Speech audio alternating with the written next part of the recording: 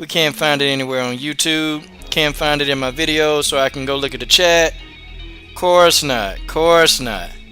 Okay? It's not going to happen, is it? Oh, I got to push the go live button. There we go. Man, I'm so happy to be here with y'all. Coach. It's the coach. It's the coach. The coach don't care about what you think. Yeah. As long as you're live here with the coach right now. Where are we at? I can't find the stream. Oh, there it is. Deep down in my videos. Wow. That's why y'all can't never find the videos. See, this kind of stuff I be talking about, man. What YouTube do to us creators. Okay? That's what we do. Mr. Shelton in the building. This show finna be lit. Okay? This show finna be lit. Okay? I'm finna go in like I've never gone in before.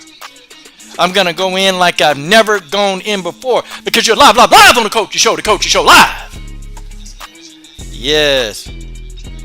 Yeah, Mr. Shelton. Let me know where you at.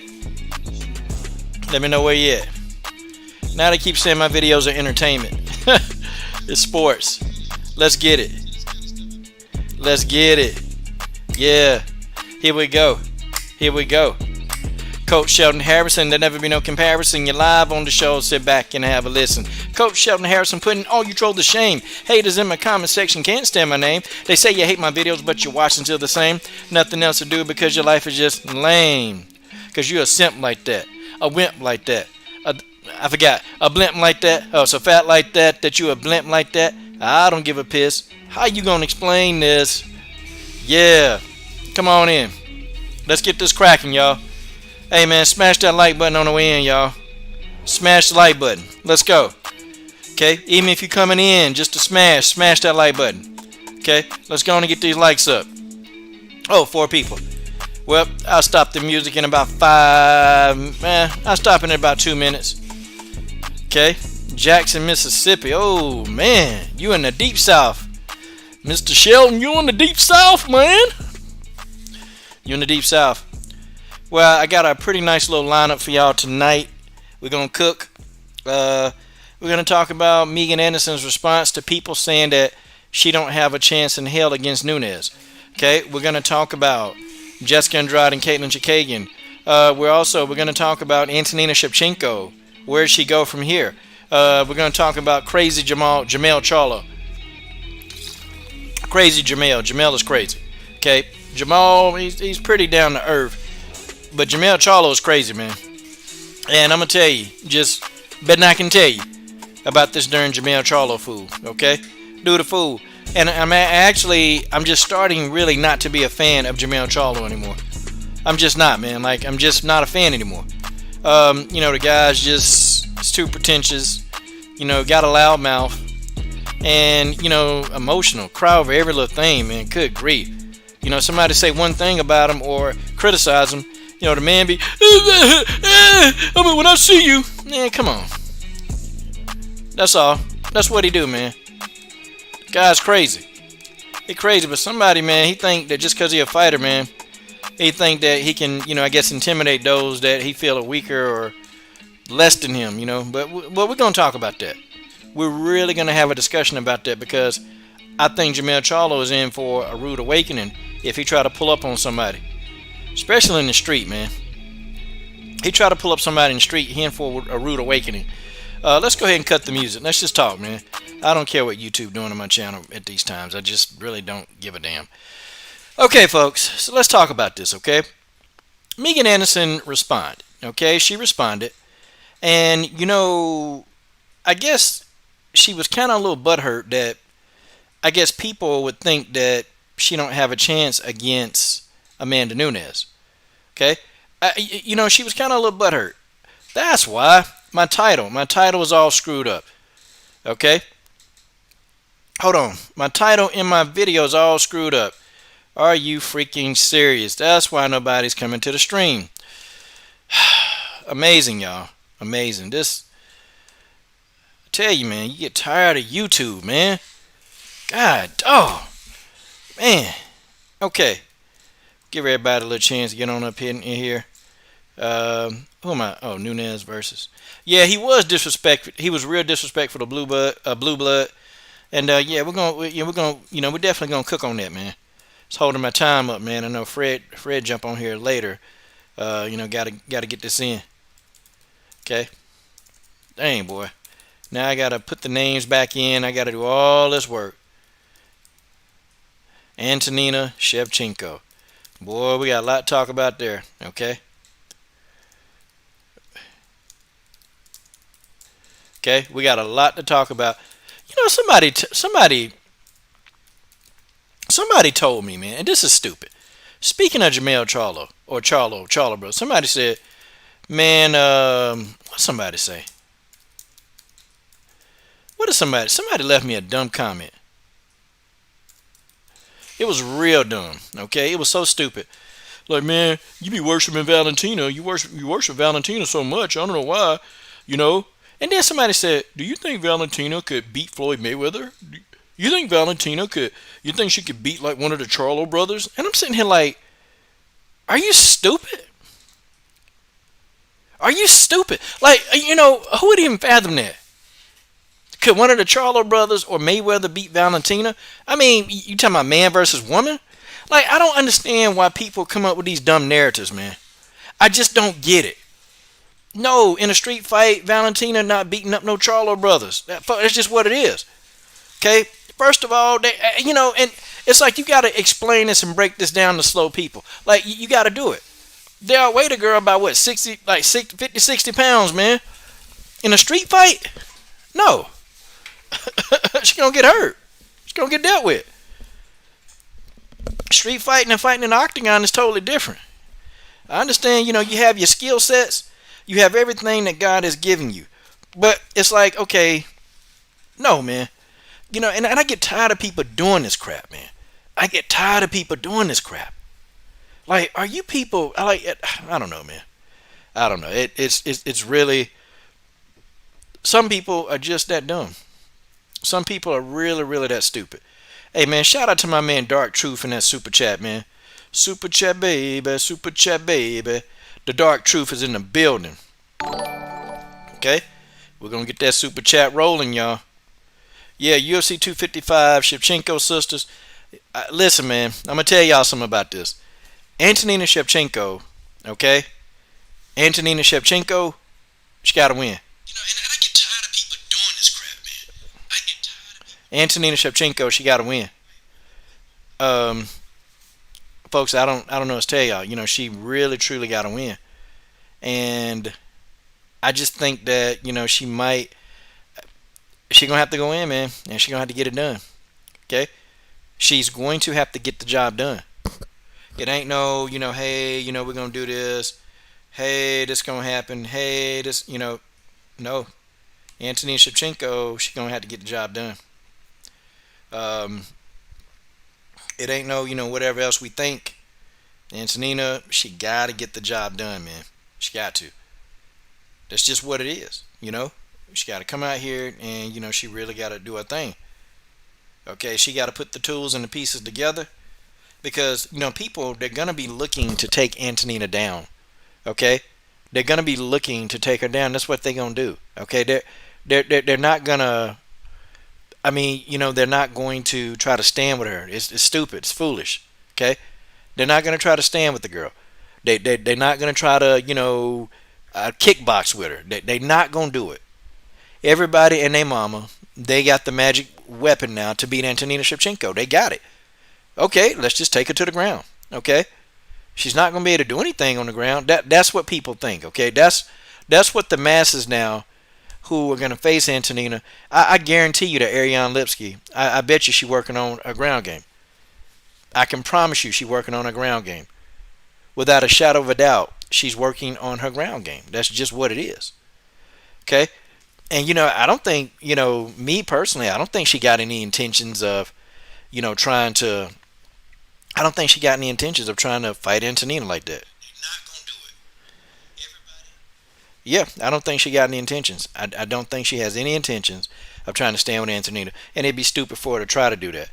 Yeah, they call her the violence queen. She better be the violence queen on the ground because violence queen, she gonna get in there, she gonna get a PG-13 channel whoop. That's what's gonna happen. Okay, she gonna get up in there, she gonna face Antonina, and she gonna get the piss beat out of her if she try to stand with Antonina. But everybody is gonna go to that. They're gonna go that route, y'all. Okay, I promise y'all. Okay, they're gonna go that route. They're gonna try as they might. Okay, try as they might. They're going to they're gonna pretty much take Antonina down. And I guess we probably let's go ahead and talk about Antonina right now. Need to go ahead and talk about it because I mean it is what it is. She's got to know that everybody now they're looking at Antonina like a mark. Okay, and y'all know my terminology for mark in MMA, where it's just somebody that you can pad your resume. You can get like Nicholas Moss, you can get you an easy win. Nicholas Moss and Dark Truth, you can get you an easy win. An easy win. That's called padding your resume. Okay, or I call those marks. And I think people now, other fighters, they're looking at Antonina like she's a mark. Okay, and guys, it is what it is.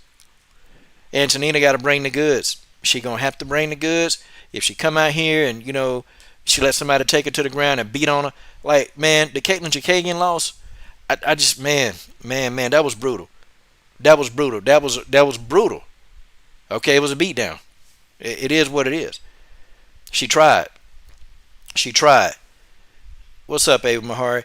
Hey man, for some reason my encoder has a delay of 20 seconds. Okay, and I don't know why it's doing that. I don't know why. But when I talk to y'all, I'm delayed. I'm talking to y'all in real time, but you guys are getting a message 20 seconds after I say it, which it just kind of irritates the crap out of me. Irritates the crap out of me to no extent. I don't know. I gotta fix my audio settings. I don't know how to do it. I'm using OBS. I don't know. I think OBS come from the fourth dimension of hell. I ain't even lying. I think OBS come from the fourth dimension of hell. Okay? Yeah, this thing has given me nothing but headache, man. Nothing but a headache. And I've tried to be patient. Tried to be, but it's not. But what's up to Mahari Nation Sports Podcast? Marcus Bell, coach's first ever moderator in the building. Okay? You guys are getting the message. Like, you guys are getting the messages, like, slower than I get them. Okay, and I'm trying to remedy that problem. I don't know why it's doing that. And here we go. Of course, I figure it out. Ha ha ha. Let's see how this works now. Okay. Alright, I bet we good now. Let's see if we got this now. Marcus Bell, coach's first ever moderator in the building. Okay. Okay. You guys are getting the message. Like, you guys are getting the messages, like, slower than I get. Okay. And I'm trying to remedy that problem. I don't know why it's doing that. I don't know. And here we go. Of course. I figure it out. We good now. Let's see if we got this now. Okay, I still don't think that remedied the problem. I saw the delay, but I guess now since I'm in stream and I'm thinking about just cutting this off and starting over, but it is what it is. It is what it is. Okay, but my girl Antonina, she got to do it. Antonina got to do it. She got to come on and she got to get it together, people. She got to make it do what it do. Okay? She got to make it do what it do. Right now, Antonina Shevchenko got to make it do what it do. Okay? If Antonina Shevchenko don't do it, it's a wrap. Okay? I don't think she's going to be kicked out of the UFC. I'm not thinking that, but I am thinking that they're going to turn Antonina into a mark. Okay? And that's not what I want Antonina to become, a mark. Okay? Antonina better than becoming a mark. Yeah. Antonina can't become a mark. She can't. Okay. And we've kind of talked about Antonina already, but let's talk about okay, Megan Anderson. And of course, Megan Anderson takes offense. Okay? She takes offense. And she takes offense to us and all the analysts. But, I know she watches this channel too. Okay? She takes offense to all of us pretty much saying that she's going to get thrashed by Amanda Nunes. Folks, this not a secret. Okay? Folks, this come on. This ain't no secret. We know God doggone well. We know she gonna get beat up. We know she coming down. She gonna come down to the come down. Okay? Yeah. She takes offense. She's taking offense to it. Like, I don't understand why Megan Anderson is getting offended. Because people are just saying, here comes the inevitable. You are gonna get smashed by Amanda Nunes. That's just what it is. Okay? And nobody's picking on you. I get so sick and tired of her saying that people are picking on her. Like, oh, okay, let me just start out my day. Hey, let me pick on Megan Anderson. Yeah, let me find somebody to pick on. Let me just find somebody to pick on. Yeah, let's pick on Megan Anderson. I mean, Megan seems like the right choice, right? Can we pick on Megan, please? Come on, let's go ahead and pick on Megan because this is just a fun thing to do. Yeah. Now, I won't lie. I won't lie. I will not tell you guys a lie right now. And I promise y'all. Okay. I picked on Megan. Okay. I have. I'm not going to lie to y'all. Ava Mahari. I'm not going to lie. Marcus Bell. I have roasted and went in hard in the paint on Megan Anderson. I've done this over and over and over and over. You know I've done it. I've went in hard in the paint on Megan Anderson. I've done it. Okay? I'm not going to sit here and lie about that. I'm not going to sit here and sugarcoat that I've not went in hard on Megan Anderson. No, of course I went hard on Megan Anderson. Okay? Because she talked too much. But that's not a reason. Okay? I'm starting to get a little fair with Megan. Trying to. Okay? Trying to be fair. But what are you offended for? Hey Megan, why don't you shut all of us up? Why don't you shut us all up, Megan Anderson? Why don't you shut us up? Why don't you make us shut up? Because Megan, no, you can't shut us up physically. You can't shut us up physically, Megan. You can't make us shut up. And even if you pulled up on any of us, nobody's going to be afraid of you. Let's just put that out there. And men are not going to hit women. But Megan, look, ain't nobody going to be scared of you. Okay? That's just what that is. So now, Megan, you're stuck in this eternal hell. Because you can't really get to us. You can't really talk to us. Okay? You can't. She can't Robert Henry. She can't Mr. Shelton. She cannot Abel Mahari. Dark Truth. She can't come out and she can't talk to us. Okay? Or she may even be listening to this stream, but, she'd probably be too, scared to make a comment. On a live stream anyway. She not going to come. She's not going to come in this live stream live. It's just not going to happen. Okay? Not going to happen. Because then she would get mauled by the legions of Coach Shelton Harrison fans because we know the truth. Okay? But I resent that she thinks that I'm picking on her. Like I'm making fun of her. And I've actually never made fun of Megan Anderson. If anything, I've said, hey, I find Megan Anderson attractive. And now everybody in the stream disagrees with me. Everybody in the stream disagrees with the coach. But the coach has said, hey, you know what? I think Megan's attractive. Heck. Her, the coach can get a little coonsy. Come on. We could.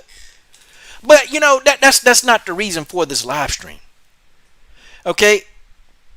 Guys, listen. She's going to get hurt in this fight. She's going to get beat. Folks, that's just how it is. Amanda Nunes is making a path of destruction wherever she walks. She's making a path of destruction, y'all. And I'm talking about, man, she's destroying people. And it's like, okay, she destroyed the opponent you thought that y'all have in common. Okay, Amanda Nunes and Holly Holm. Everybody thought that Holly Holm was, the stylistic matchup. Holly could be a problem for Amanda. Amanda Nunes shut that down, didn't she? Amanda Nunes shut that down, didn't she? Didn't she shut it down quick? And guess what? Isn't it funny? Isn't it ironic? She ended Amanda Nunes with her own weapon, a head kick. Okay? She ended Amanda Nunes with her own weapon, a head kick. She did. I mean, she outright did. That's just what it is. Okay? Then y'all both fight Felicia Spencer. Megan gets toppled by Felicia Spencer, choked out round 1, and Amanda Nunes completely annihilates Spencer. Now I'm not all in the UFC, I'm not all in the MMA triangle theories. I'm not there. Because my friends at 10 Players News, they broke this down to me and they said the lion, the mongoose, the lion and the mongoose and the snake or the cobra. Okay? I take no credit for this. My friends at 10 Players News, they got the credit for this. I'm stealing this from y'all 10 players. I'm stealing this from you. Okay? You got the lion, you got the cobra, you got the mongoose. Okay? You got the lion, king of the jungle, but the lion can't beat a cobra. A lion would be killed by a cobra. If a lion attacked the cobra would kill a lion. Okay? Just would. A mongoose, okay, if a mongoose tried to go head to head with a lion, the lion would literally destroy the mongoose. Okay? The lion would literally destroy that mongoose. However, if the mongoose fought the cobra, mongooses, they kill cobras. They kill cobras, they beat cobras down. It's how the styles match up. Okay? It's how the styles match up. Okay, so I'm not saying that, MMA math don't make sense. Okay, MMA math don't make sense. But in this situation, guys, I got to put MMA math out here today. I got to do it. I got to put MMA math on this. Guys, I'm talking serious MMA here. Okay, I'm talking serious down hardcore MMA stylistic matchups. I'm talking about that right now as we speak. Okay? Let's really let's look at let's take away us picking on Megan, as she would say. Let's take that away. Let's take it away. And let's break down the dichotomy of this fight. Let's really, y'all, I'm going to give you something to think about. Let's think about the dichotomy of the fight. You got Amanda Nunes, okay? First of all, let's go back in history. Okay? Megan Anderson did not want to fight Chris Cyborg. Amanda Nunes took the smoke, beat Cyborg. Okay? Megan Anderson got called out by Felicia Spencer. Megan Anderson gets into the octagon with Spencer. Spencer pretty much makes easy work of Megan Anderson. Okay? Amanda Nunes steps into the octagon with Felicia Spencer.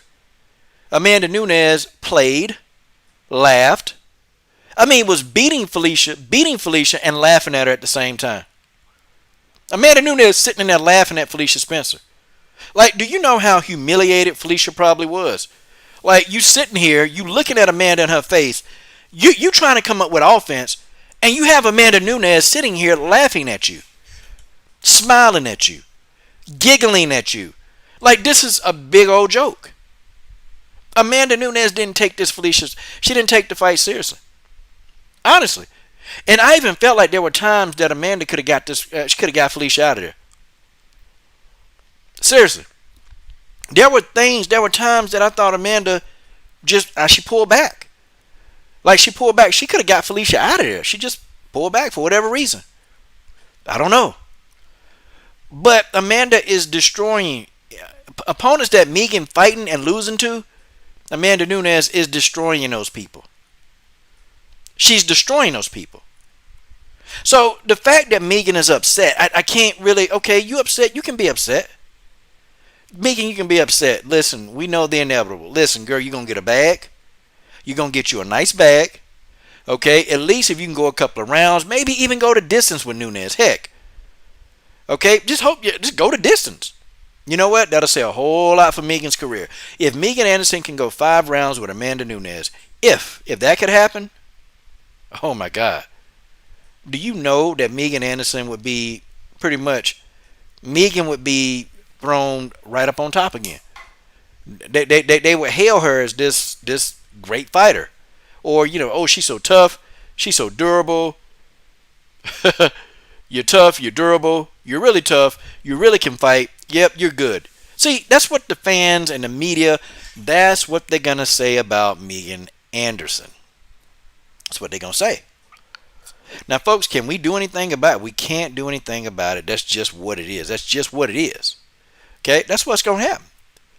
Megan Anderson. Okay, but I don't even think Amanda.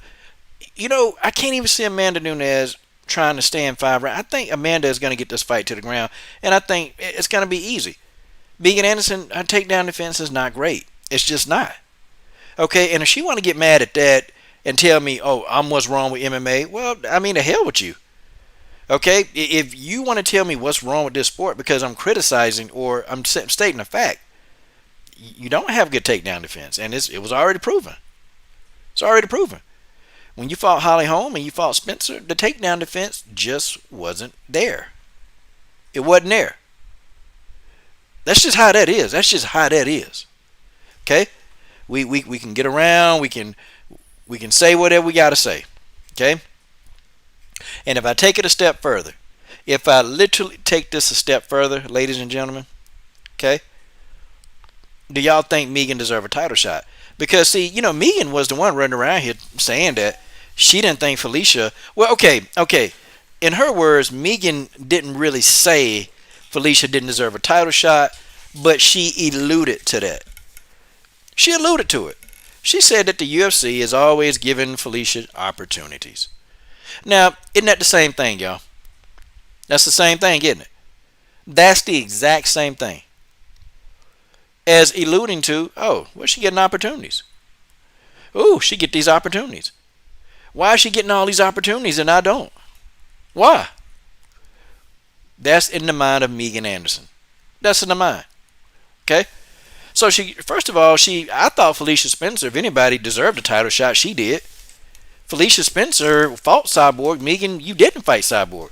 Okay? Now, whatever the reasons are, okay, we know she has some issues going on. That nobody's criticizing her for that. Okay? Nobody's criticizing her for that. Nobody's getting on Megan's case for having issues. Okay, we all have problems. Okay, all of us do. Ain't nobody in here perfect. We all got our issues. Some of us sitting in this chat, we got issues, mental issues. Some of us, we just not right sometimes. We just not. Okay? Megan Anderson got issues. I got issues. Some of you got issues. We all got issues. Okay?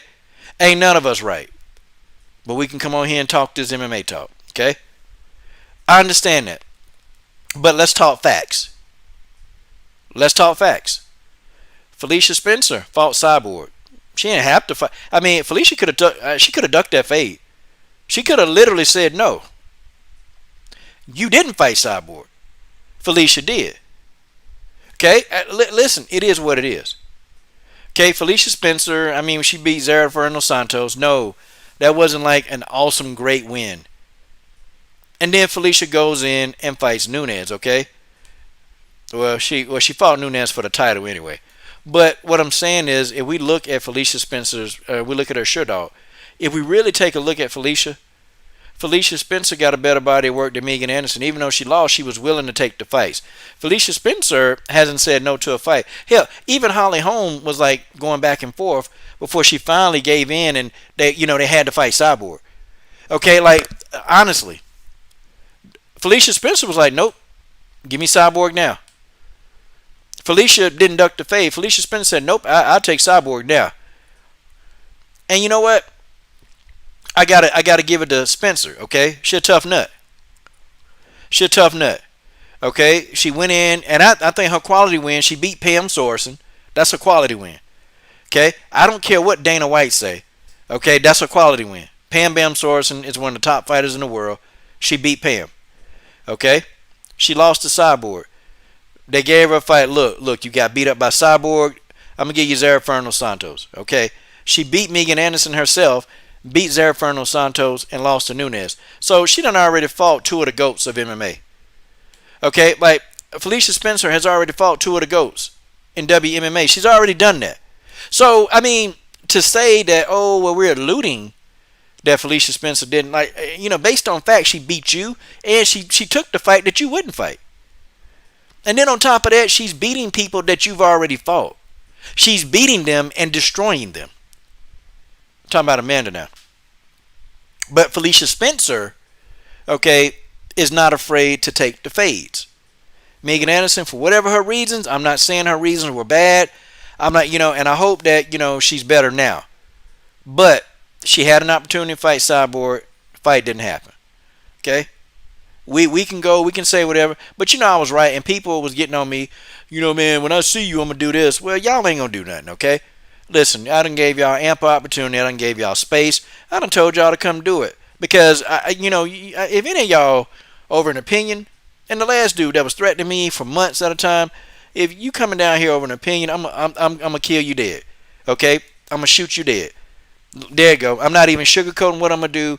If you come here based on an opinion that I have over fighting, I'm going to shoot you dead. I am going to uphold my constitutional right to bear my arms, and I'm going to shoot you at point blank. I'm not going to ask no questions. Hey, man, your name, Coach? Pow.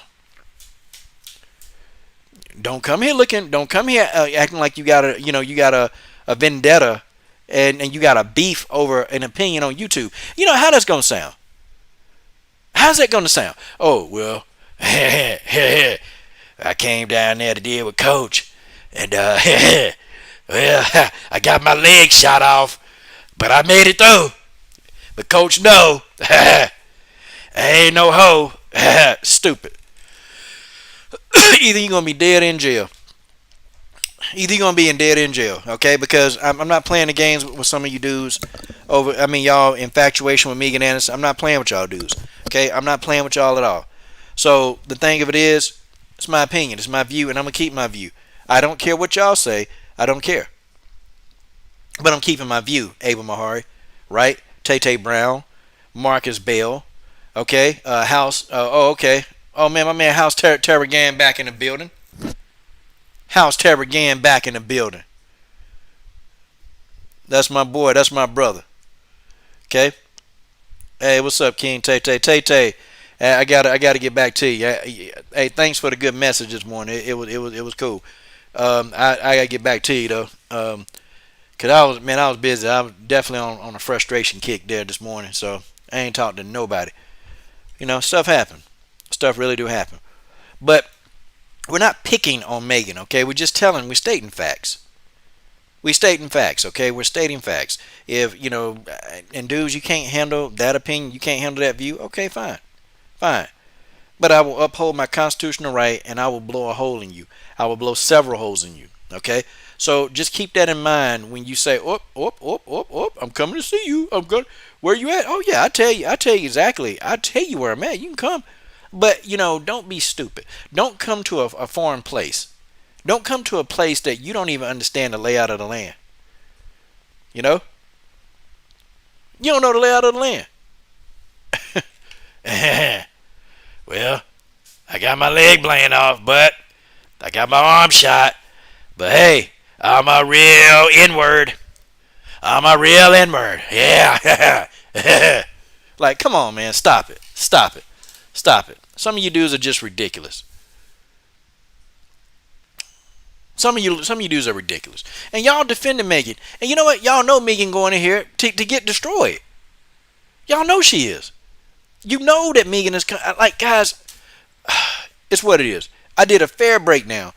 If Amanda Nunes elects to stand with Megan Anderson is going to have a shot. If Megan Anderson can prevent the takedowns, she's going to have a shot. If Megan Anderson is standing, she's dangerous. But that's about it.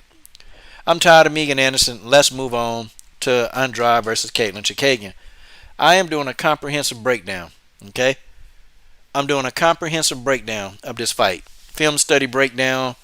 I'm still working on it. Still got a lot of ways to go. Now I'm looking at Jessica I film. I've already got the Chookagian part of the video done. Now I have to get the Jessica Andrade part of the video done. So it's going to take a while. But I'll probably have it up tomorrow. I don't know. Depending on how I feel. If I feel like really doing YouTube, I might. I don't know. Who knows? Okay. All right. So Caitlin Chookagian and Jessica Andrade. My God. My God. Okay. This fight. This fight right here. This. I've kind of learned to not count out Jessica Andrade. Okay. I've kind of learned to not count her out. Okay. I've kind of made it very, very clear that I cannot count Jessica Andrade out of fights. I can't do it. Okay. What Abel Mahari? Hey, what is Abel Mahari talking about? What is Mahari talking about?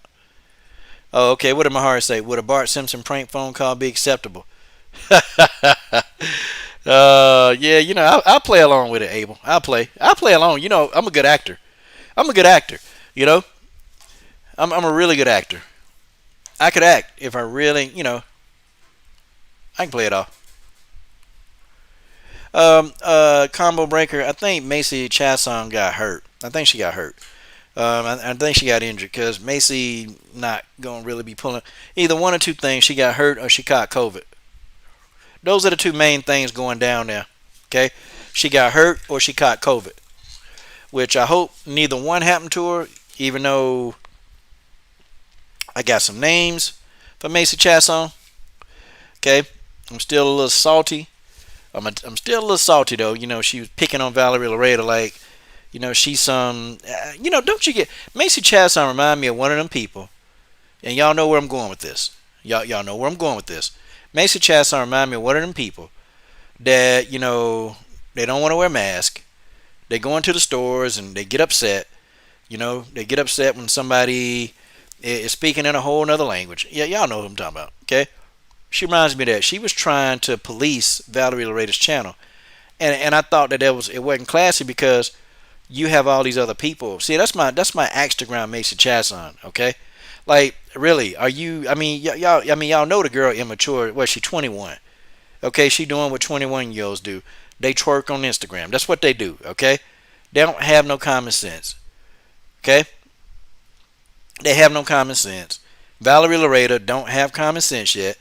But I still like her grind. I like her hustle. Okay, I like Valerie hustle. Valerie out here hustle. She out here getting it. Okay, I mean she doing what she got to do.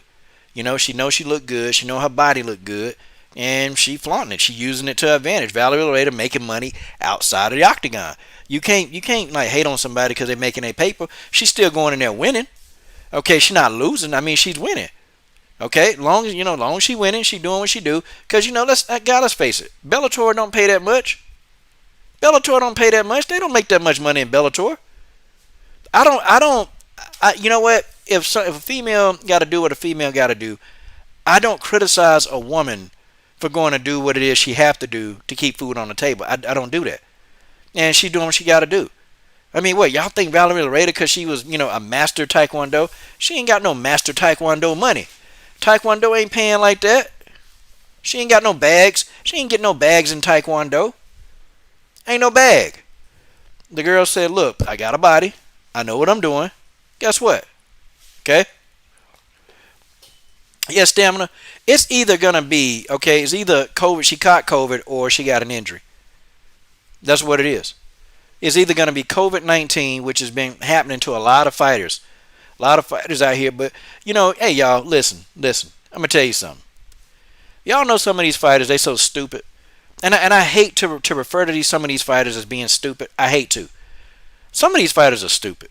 They just are. Like, they out here running around on the beach. They out here at restaurants with, like, legions of people. And they don't think they're going to catch COVID. Like, I don't know, man. Some of these fighters acting like, stuff ain't real out here. They act like that. I wouldn't doubt if Macy Chasson was somewhere, somehow, and she caught COVID. I wouldn't doubt it. Okay? It's possible. Okay, Caitlin Chookagian, and I'm doing a film study breakdown on this, guys. Look for that. I'm really putting a lot of work into this, okay? I'm putting a lot of work into this film study, guys. A lot of work. But it's, I'm really kind of getting into it as I'm looking and really digging into Jessica Andrade's career. Digging into the career of Caitlin Chookagian. Like looking at Caitlin's rise from the amateur ranks. And I just found out Caitlin Chookagian, even though she got blasted by Valentina Shevchenko, Caitlin Chookagian been cheated out of fights, man. And I went back and watched some of her older fights that she lost. And I'm sitting here like, you know what? Blind bombshell. This girl been cheated, man. Like, literally, the Jessica I fight, Caitlin Chookagian was landing. She was landing, like, the more clean, effective strikes. Jessica I was throwing these slapping punches. All Jessica did, Jessica had volume, but Jessica wasn't doing anything. And I looked at the fight again. I'm like, Caitlin Chookagian won this fight. Every takedown that Jessica I tried to do, Caitlin Chookagian reversed the takedowns, and she ended up on top. Okay? Like, she legit ended up on top. And I'm sitting here like, what the heck, man? Are these people crazy? Are they, like, how in the world did Jessica I win this fight? Matter of fact, Jessica I landed, like, she landed some shots, but Jessica landed very few, like, she landed punches. And she landed some hard punches, but she didn't land as many as the judges thought. Like, that Jessica I, she got robbed. Okay? She got robbed in the Jessica I fight. Hands down. Okay? Nah, Abel. Nah, I'm talking about, nah, when I meet up with you, Abel, nah, man, I might come up there and hang with you, man. Or you ever come through this way, Abel? Yeah, we're definitely going, hey, we'll go to Mom's house. We'll go over to Mom's house, man. Have Mom cook you up something. You can't eat with me, though, because I'm a nutritarian, man. I done switched it up, bro. Nutritarian. I've been 10 days now, water. Only drinking water and just raw vegetables. That's it. That's all I've been doing. And it's rough. But seriously, serious business though, okay? Caitlin Chookagian, she was cheated out of that Jessica I fight. Caitlin Chookagian was landing, okay? She landed the more clear, effective strikes. And Caitlin Chookagian did, I thought that her strikes and her punches and kicks were actually doing more. Caitlin Chookagian, when Jessica tried to get the fight to the ground, Caitlin reversed those positions, ended up on top, and actually had some ground and pound on Jessica. And I'm sitting here wondering, what are the judges looking at? Caitlin Chookagian got robbed. Okay, in my opinion, she got robbed by Jessica. She got robbed. I had it 2-1 for Caitlin Chookagian. I think they just did it because Jessica was putting pressure. But Caitlin, she was using good foot movement, man. She was sliding out of the way. She was sliding back to the center of the octagon, and she was piecing up Jessica I. And it's like, okay, see, Caitlin Chookagian was a victim of another, just a robbery. And it's been a lot of WMMA robberies going on around here. It's been a whole lot of it. Okay, for real. Stamina. I think Jessica Andrade, she's undersized. Well, okay, no, I'm gonna put this. Okay, I think Jessica Andrade needed to be here because she's struggling to be a strawweight, and it's just not happening. And after losing the Rose again, Jessica know that. Look, I done been knocked out by Jermall. I done been beat up by Rose Nunes, okay? Listen, it's time for me to leave and go elsewhere. As long as Jermall got that belt, I'm not getting it back. And I legit think Jessica don't want no more smoke with Jermall. I don't think she do. I don't think Jessica want no more smoke with Jermall. And Jessica's still fighting in that same style. Now when she fought Rose the second time, Jessica was actually doing some head movement, which I was really impressed with. But for the most part, 90% of what she was doing is what she always do. She comes straight ahead, throw punches, or she throw these long looping punches. I saw Jessica do a jab, like here and there in that fight. But when Jessica Andrade threw the jab, it worked.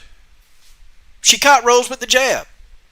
Could you imagine if Jessica would just settle down and not be this freaking bull in the ring and actually fight like really be a focus, be a very patient and poised technical fighter? Could you imagine the beast that Jessica would be?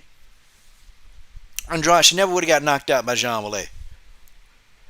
But when you come running in there and you got somebody who can brawl with the best of them, because I thought nobody can beat Jessica Andrade in the inside. I was wrong. Jermall did. Jermall, look, made me a believer. I'm talking about she knocked Jessica flat. And I'm talking about Jessica didn't even want to get back up. Jessica don't want no more smoke. Okay? Jessica don't want no more smoke. She don't want to deal with Jermall no more. She done with that. Okay? I think even if the UFC even wanted to offer Jessica Andrade the fight, I don't even think Andrade be like, yeah, I'll take the fade. I'll take that fade. Yeah, I'll take it. Nah. I don't think she want that action anymore. Jessica, she tired of cutting down to 115. That's draining her. Jessica might be better and stronger at 125. Okay, she might be better and stronger at 125. I mean, folks, that's just what it is. She may be better and stronger at 125, but we do have to understand something. There's a technical disadvantage of Jessica Andrade. Caitlin Chookagian is strong, and she's been at the weight class for a while. Jessica Andrade is moving up. She's always been smaller. And Jessica Andrade is a small person. Girl ain't up but 5 foot tall. Jessica Andrade is like 5 foot tall. She's short as crap. I mean, y'all really... And Caitlin Chookagian, she fast. Okay? She fast. She got good movement. She's not going to stand there. And Jessica Andrade don't know how to cut off the octagon. She still don't know how to do that. Like, even right now, Jessica Andrade is like one of the best fighters in the world. And this girl don't know how to cut the octagon off. I found that astounding. That this girl has no idea how to cut off that octagon. None whatsoever. But she still finds a way to win in a lot of fights. She still finds a way to win. Like, it's crazy. Technique is just not her thing. It's not. But Jessica, she's going to have to learn how to actually fight, strike, and take her time. Because as she moves up, like, she's going to blow through a couple of people. Like, they'll put her in there with a couple. Like, if she fought Jessica, I think she beat Jessica. I'll be honest. I think, Andrade could beat I. But I'm saying that, you get her in there with a Caitlin Chookagian going to piece up. It's going to be technical. But Jessica Andrade she's got a very underrated ground game. Jessica Andrade's ground game, her jiu-jitsu, and Jessica's wrestling is very underrated. And I hope that we can see more of that. Because you remember when Jessica fought Claudia Gadelha? Okay, and Claudia Gadelha is like touted one of the best jiu-jitsu practitioners in the world. Jessica Andrade she took Claudia's best takedowns attempts, and Jessica Andrade actually ended up on top. And every time Claudia tried to get the fight to the ground, Jessica Andrade reversed it, got on top, or took her down. Like, we just don't see Jessica Andrade use her ground game enough because Jessica is always looking for the knockout. But I think in this camp, in this fight, Jessica need to really show how much of a jiu-jitsu practitioner she really is. I think Jessica needs to go with that. And I think Jessica Andrade need to go ahead and try to make that happen. That's my opinion. I think Jessica Andrade need to make that happen. I think she need to.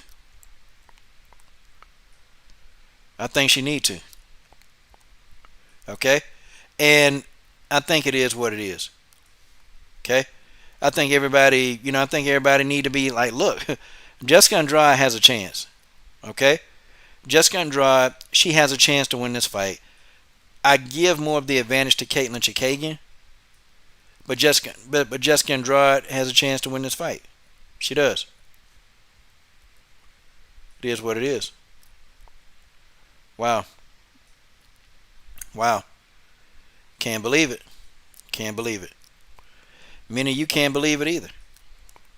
Okay? So guys, my opinion, my honest opinion. Okay? Jessica Andrade, I think that in my opinion, I think that Caitlin Chookagian is going to win this fight. I don't think she'll knock out Jessica Andrade. I think this fight is going to go to the wire. Okay? I think the fight is going to go to the wire. Okay? I think it is. And I think that Caitlin Chookagian is going to be in for a fight. I think Caitlin can't lose. She can't lose focus like Rose did. Rose, I get it. Like Rose just can't keep her focus. She can't. And I think that's always going to be an issue with Rose. And I've been telling people that Rose Namajunas can't go into the fight with Jermall not being focused. She can't do that, y'all. If she do that, I'm telling you, man, Jermall going to catch her, going to clip her, and it's going to be all she wrote. Rose Namajunas need to come in there and be focused the whole fight. But I don't know, man. Maybe Rose do like have just hard time focusing. Maybe she do got some ADHD in there. Maybe she do. I don't know. Maybe she got a little bit of it in there. I don't know. But she need to focus. Okay? As soon as she leave, I'm telling you, it's a wrap. It's a wrap. And look, you can quote me. As I said, you can come back to this vid. You can come back and say, Coach, I told you so. That's fine. That's fine. I don't care about that. Okay? I don't care about that. It is what it is. I know some people gonna get mad. I know some people gonna get upset. I know some people not gonna like what I'm saying, but that's okay. Okay, it's okay. Um, Jessica Andrade could win this fight, but Caitlin Chookagian is more technical.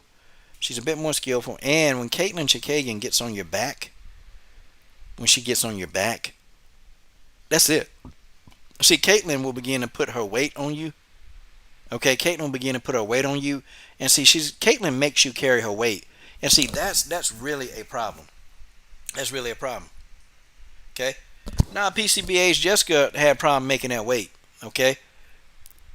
Jessica had a problem making 115 because she muscular. She's short. She just real short, man. But she was having a hard time cutting the weight. It was starting to become unhealthy, man. You know, man, I'm gonna tell you, man.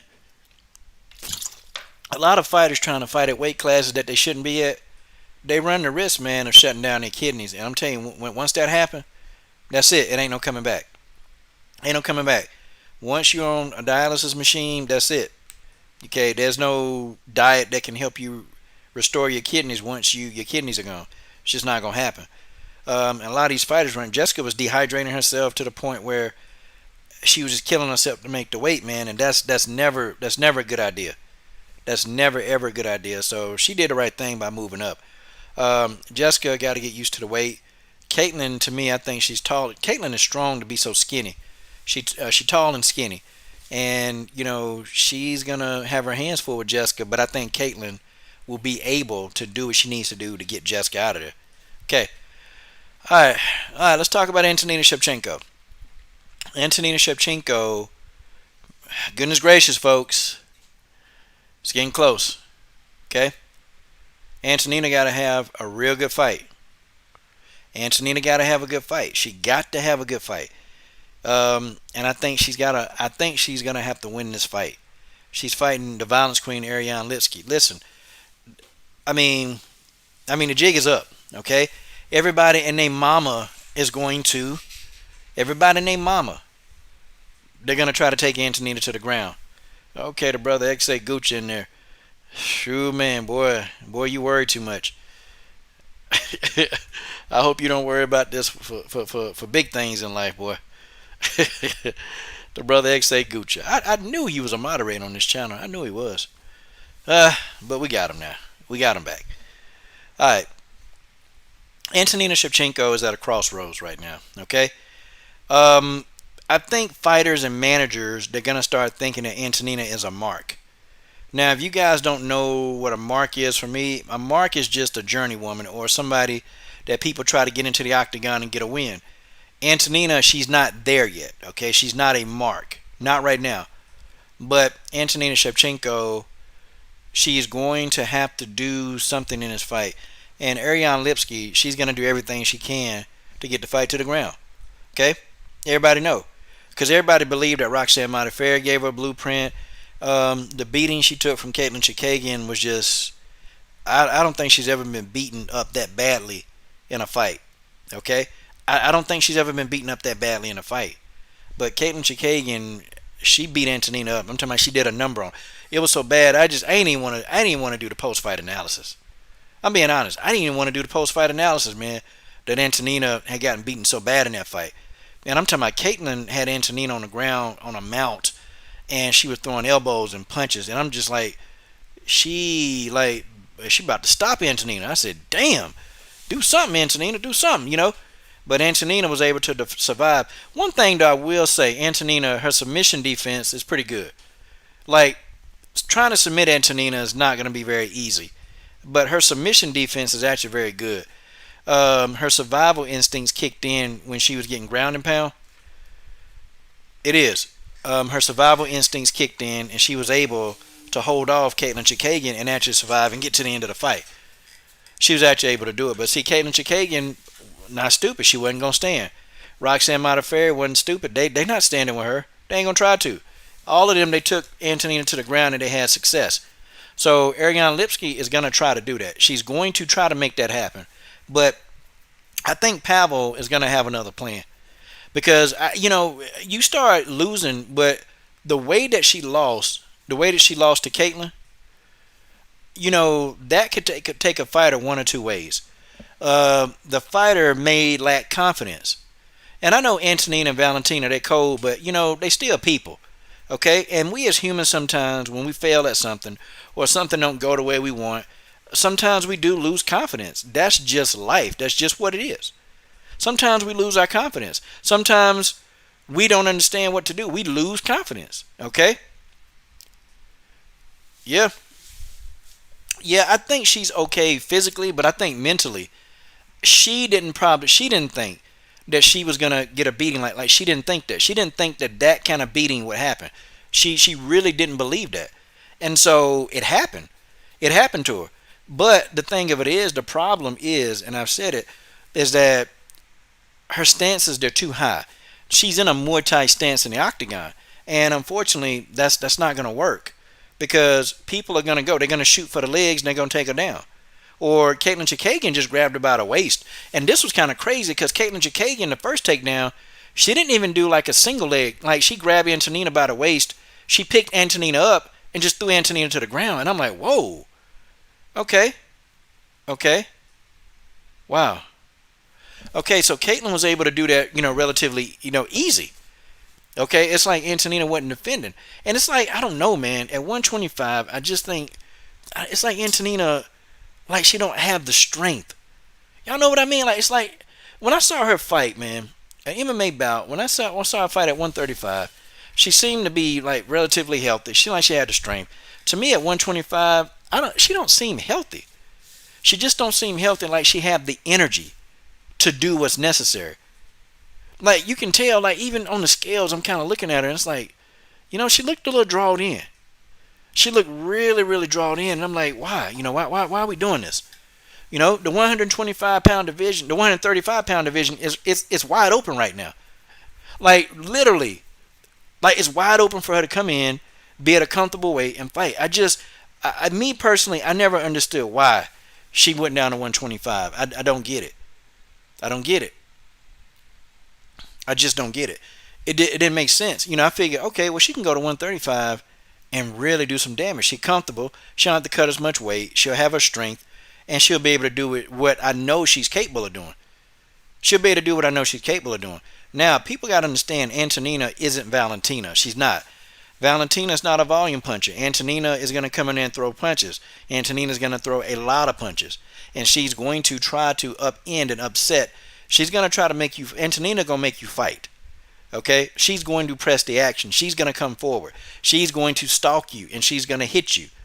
Okay? That's what Antonina Shevchenko is going to do. She's going to stalk you. She's going to hit you. Okay? And that too, Valentina is a little bit more like she waits for the counter. Valentina reacts to what you do. Okay, like when she fought Chookagian, she made Chookagian come to her. And she made Chookagian, everything I thought that Valentina did was a counter. Everything. Everything I thought. When Caitlyn threw like any kind of mistakes Caitlyn made, Valentina had Caitlyn Chookagian like paying for it. Valentina had Caitlyn paying for it. Any mistake you make against a bullet, you gotta pay. Any mistake you make against a bullet, you gotta pay. And Valentina made Caitlyn pay for every mistake. There was no mistake they got by Valentina. So Valentina was a bit more patient, and she waited for Caitlyn to bring that fight. See, Valentina made Caitlyn fight her fight. Valentina, she completely took Caitlyn out of her element. Caitlyn is a defensive fighter as well, but Caitlyn still throws more volume than Valentina. Throws a lot more volume. And I even thought Caitlyn would try to stand with Antonina for a while, but no, Caitlyn Chookagian was like, nope. See, I'm going to be honest. I think in kickboxing, whatever, I think Antonina is a better kickboxer and better in Muay Thai than Valentina. I think Valentina definitely is better in mixed martial arts than Antonina. I think Antonina got better hands than Valentina. But I think her kicking game is better than Antonina. I think Antonina overall is faster, but I think Valentina got better timing. If you guys can actually understand where I'm going with that. I think Valentina got better time, and I think Antonina got better speed. I think Valentina is not she's not aggressive in certain parts of the fight, where Antonina is going to be aggressive in 90% of the fight. That's what it is. That's what it is. Okay, is it good or bad? No, there's no good or bad to it. It's just that's their style. That's how they prefer to fight. That's how both of them prefer to fight. Even when Valentina was doing Muay Thai, she was still a counterpuncher. She was still waiting for her opponents to react. Go watch some of her old Muay Thai kickboxing videos. Like, Valentina waited. Like, she was a counterpuncher. She does it in MMA. And even when people try to take her to the ground, she's prepared for that. It's like Valentina, she kind of sees what you're going to do. Like, she'll find, first of all, Valentina will wait to try to figure out the range. That's the first thing she'll do. The second thing she'll do is she will wait for you. She's never going to even strike you first. That's the thing. She's going to wait for you. She's going to watch you strike to see what your tendencies are. Okay, then once she gets your tendencies down, it's like automatic. 1, 2. Now she's figured out how to counter you. She's figured out how to do it. And she's going to do that for the majority of the fight. If you see Valentina do a 2-punch combination, you lucky. A 3-punch combination, I mean, you might, you might sometimes. But literally, you'll see Valentina. To me, I call Valentina the female Floyd Mayweather of WMMA. Because she like to hit, but she don't want to get hit. Like, Valentina ain't trying to get hit. She even said it like, defense is important. She said it. Valentina said, look, defense is important. She don't like getting hit.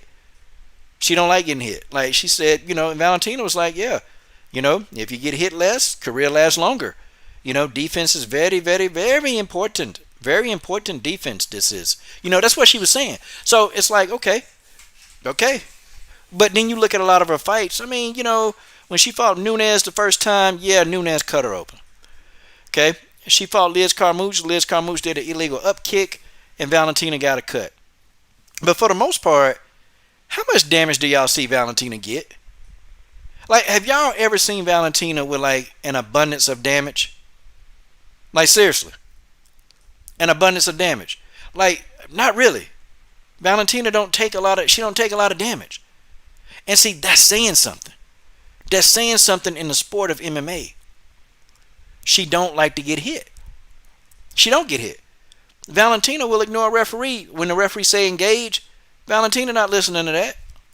Valentina's going to fight her fight. Valentina don't care if the fans start booing. She don't care about that. She don't care. Valentina is like, okay, I'm going to fight. I'm going to fight. I'm going to fight. Yeah, Zach, because Antonina, she's more of a fighter. Like, Antonina will fight you in that phone booth. Now, you fight Antonina in the phone booth, she's going to win because Antonina got some hands. Antonina got serious hands. Like, she used to be a boxer. Like, and Antonina is probably one of the WMMA fighters who I think could survive in boxing. Antonina could do it. Antonina could survive in boxing. With what we got now, Antonina could survive. She can fight some of the best and probably beat some of the best in boxing. I think Bojangles would do well in boxing. Jermaine Durandame used to be a boxer. Jermaine Durandame, I think she'll starch a lot of these female pro boxers right now. Okay? Yeah, I feel like combo. I feel like Valentina. This is what I feel like Valentina studies. I feel like she studies her opponents while Antonina tries to anticipate her opponents. Get what I mean? And that's the difference that I see between the two. Valentina studies her opponents. No, I'm sorry. Valentina will study her opponents. Antonina want to beat her opponents to death. That's the difference. Valentina really studies the opponent. Antonina, when it's stand-up, her IQ like goes to 100 when she's standing. Her IQ goes to 100 when she's up on her feet. But when she's on the ground, it's like, I don't know, her ground IQ is just, it's not there. Like when Valentina, when she's on the ground, her IQ, like Valentina, it's just like the way she dominated Chookagian. And they were talking about, oh, Chookagian come from this good jiu-jitsu school. She come from this. She come from that. Like, seriously. She come from this. She come from that. Man, Valentina went in there. She, took Caitlin Chookagian down, held her down, and beat the hell out of her. Made Caitlin Chookagian tap out. I mean, made her quit. Or no, didn't make her quit, but beat her up. I'm talking about she was hitting Caitlin in the head, had Caitlin in a headlock on the ground in a crucifix, and then Caitlin couldn't get out of it. Valentina was cracking upside the head. You know what, man? It depends on her contract, Asa Gucci. Hannah Cyphers was winning the fight, man. You know, and I'm going to cook on Hannah Cyphers for a minute. I like Hannah Cyphers. I like her, man. Hannah Cyphers got some serious hands. Like, legit, she got some hands. I like her hands. My problem with Hannah Cyphers is that her octagon IQ is low. It's low. Okay? It's low.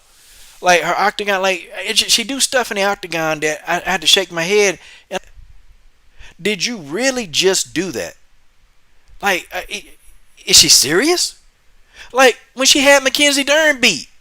Mackenzie, look, Mackenzie Dern, you know, when they were standing, Mackenzie Dern couldn't even get the fight to the ground. Okay? Like, Hannah Cyphers' takedown defense was on point when she fought Dern. Her takedown defense was on point when she fought Mackenzie Dern. But then the girl goes to the ground. She goes to the ground. And I'm like, what are you doing? You got the fight won. No, she went to the ground against a world-class jiu-jitsu black belt. This the same Mackenzie Dern that beat up Gabby Garcia in jiu-jitsu. And you go to the ground?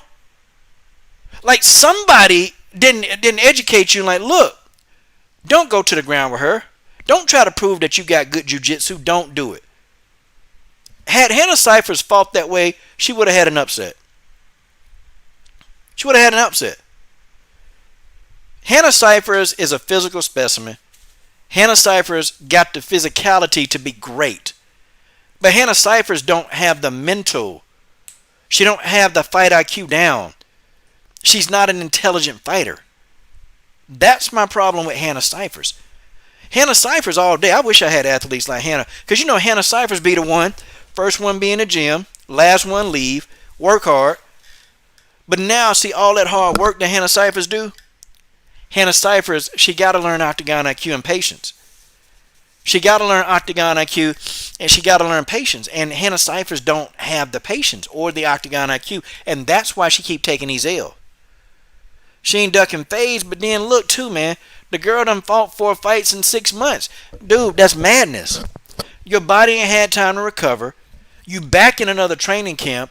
This can't be good. And I know the UFC, they keep calling her, Hannah, you want this fight? Take this fight. Hannah got to be like, I need my body to recover. I'm broken down. Hannah, and then on all these losses that she get, Hannah getting beat up. Or Hannah getting choked out. Like, you know, she had Macy Barber beat. This kills me, y'all. She legit had Macy Barber beat. Macy Barber was beat, okay? Had her beat. I'm sorry, not Macy Barber, but Mallory Martin. She had Mallory Martin beat, y'all. And I sat back and I said, okay. But now, in Hannah Cyphers' defense, I think she was robbed out of a stoppage. And I'm working on that. I'm working on that film study, man. How many punches does it take for a referee to stop the fight? Like, seriously. Come on, man. I counted like 13 unanswered strikes from Mallory Martin. I counted 13 unanswered strikes from Mallory Martin that didn't get answered. And look, y'all, Hannah Cyphers, man, she ain't just losing, y'all. Look, Hannah Cyphers getting knocked out. Okay, she getting knocked out. She getting choked out. I mean, man, she getting submitted, knee bar. Dude, like, she just took a nasty knee bar from Mackenzie Dern. Not even 3 months ago. And you mean to say she was ready to fight again in August? No, in June. In June. Just in May. Look, she fought May 30th and then fought 2 weeks after that. After taking a knee bar to Mackenzie Dern. Are you serious? Who's on this girl team? That's not enough time. It's not enough time. And then from June, then she fights in August, 2 months later? What the hell crazy. Guys, this is crazy. Madness. Madness. They might have did, man. They might have told her. They might have said, look, if you don't take this fight, we're going to get you out. And she might get cut. I mean, it's madness, man. There's no way, man, after being knee barred by McKinney, there's no way that she was healthy enough to fight Mariah Agapova. There's no way. And she got choked out by Agapova like crazy. Madness. But I do gotta ask, and I gotta get the question: how many strikes must be unanswered for a referee to call it? Because Hannah Cifers had Mallory Martin beat.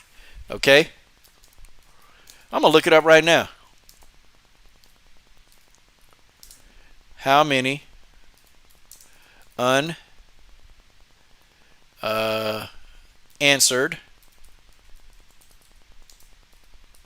strikes to stop a fight? How many unanswered strikes to stop a fight? That's what I want to know. I don't want to know how much the refs make. I don't know. We got to unify rules, okay? Yeah, they need to get out of these fights, man. Yeah, Mallory Martin got put to sleep. She was asleep. Mallory Martin was out on her feet, and then she hit the ground and woke up. Crazy. Standing. Let me see. MMA rules. Hand, elbow, shoulder strike. Okay, hand, elbow, shoulder strikes legal to approved targets. No 12-6 elbows. We know that.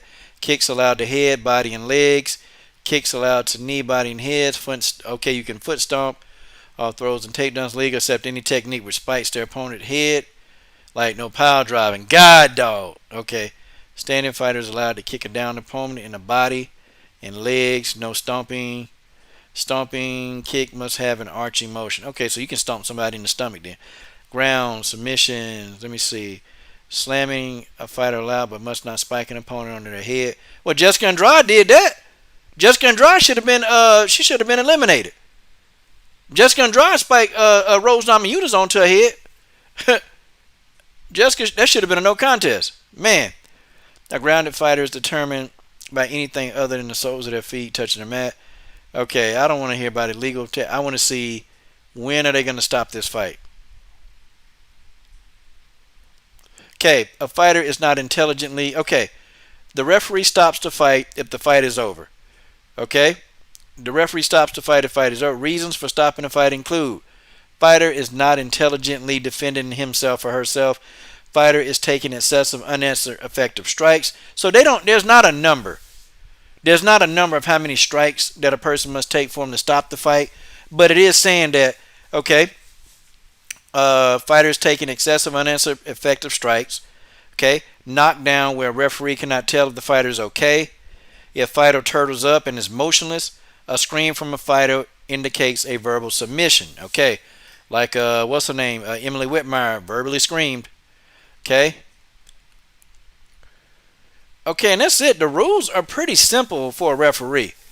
But I know you do have to go through training because there's more to it than just these rules, okay? All right. Let me see. Okay, let's count. Let's go back. Let's look at this fight, okay? So, Mallory Martin. I'm going to pull this fight up. Versus Hannah Cifers. Full fight.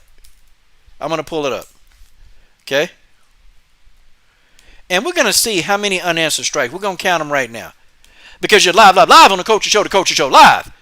Okay? We're going to count all the unanswered strikes that landed by Hannah Cifers. Okay? That's what we're going to do. Making these videos. Here's our tail. Uh-oh. Sorry. Got to cut off the sound. All right. We're going to count. Because I really believe Hannah Cifers got robbed out of one. I want to go to the time when she knocked Mallory down. Okay? Yeah, it is a rule, but they don't say how many strikes. Cause Hannah Cyphers hit that girl. I'm talking about, man, look, that girl was out. I'm talking about Hannah Cypher put them paws on her, knocked her out. Hannah got some hands though. To be so short, she got some hands. The girl ain't nothing like 5'1". She's short as I don't know what. Hannah got some paws though. When you see these people in person, man, they look like little midgets. Like seriously. When you see these strawweights, they look like midgets, man. That's why I be laughing at people and they say, "Oh man, you talking about Bojangles Chick? Bojangles Chick gonna come see you." Like, I'm scared of a midget. Oh my God, I'm afraid of a midget. Yeah, okay, all right, sure. All right, let's see. So the referee got to make the determination. The ref got to make a determination. All right, let me see how many unanswered strikes by Mallory Martin. Let's just see. Okay, I'm getting to the point now where Hannah Cyphers knocks her down. And I'm talking about Hannah put her whole fist to that girl face. Mallory was trying to stand, thought she had it nice, thought Hannah was a mark. Hannah might have saved herself, though, with the performance, though. She might have saved herself. Oh! There it is again, boy. Hannah Cyphers caught back, hit that overhand right. All right, let's see. All right, 1, 2, 3, 4. Okay. Okay, Mallory grabbed her. Okay, now let's go again. Boom! Hannah slammed her. Mallory tried to put her in the armbar. 1, 2, 3. I start over. Every time Mallory stopped it, I start over. 1, 2, 3, 4, 5, 6, 7. 7 unanswered strikes there. Okay, Hannah finna take her back to the cage. She was wobbly. Hannah hit her again, wobbled her some more. Okay, Mallory, 1. Okay, here we go. Mallory tried to grab her. Okay, unanswered strikes where Mallory is not actively engaging. Hannah took her. Okay, here we go. 3, 4, 5, 6, 7, 8, 9. Okay, 10, 11, 12, 13, 14, 15, 16, 17, 18, 19, 20. Okay, now, okay, Mallory got out of it. Okay, hold on. I'm going to start over. Hold on. I'm going to start over at this point. She started beating up the second time. Okay, here we go. 1, 2, 3, 4, 5, 6, 7, 8, 9, 10, 11. Okay, alright, so that kind of saved her. Mallory sprawled a little bit to stop the knockout. Okay, then Hannah gets her again. 3, 4. Okay, hold on. Oh, okay, she got slammed. Let me see what Hannah does here. One point in the fight where I thought Hannah actually did, like, hit her so many times, the ref didn't really stop it. But let's see. Let's see. Hold on. Yeah, I'm gonna give her a little something. 50 grand, that ain't nothing. 1, 2, 3, 4, 5. Up, okay, up kick. 1, 2, 3, 4, 5. Okay, nah, 6. Okay, 7. Okay, nope. That's not it. Okay, all right. Okay. The first time she got knocked down, that was the one where I thought, okay, let's go back. Okay. Hannah Cyphers gassed out then. Yeah, and I'm gonna tell you about that 50,000 though, stamina. I'm gonna tell you about that 50 grand.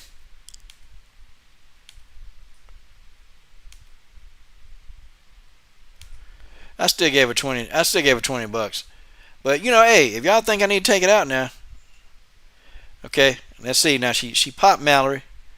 Okay, hold on. Mallory got knocked out right there. Okay, 1, 2, 3, 4, 5. Okay, yeah, you know what? Okay, maybe it wouldn't. Okay, maybe Mallory did do a good job and avoid it. Okay, maybe she did avoid it because whenever I see Hannah Cyphers getting into a groove, Mallory stick her hands up. Okay, whenever I see it, but boy, Hannah picked up and slamming her, boy. Girl was out. She was out on her feet. Girl was out.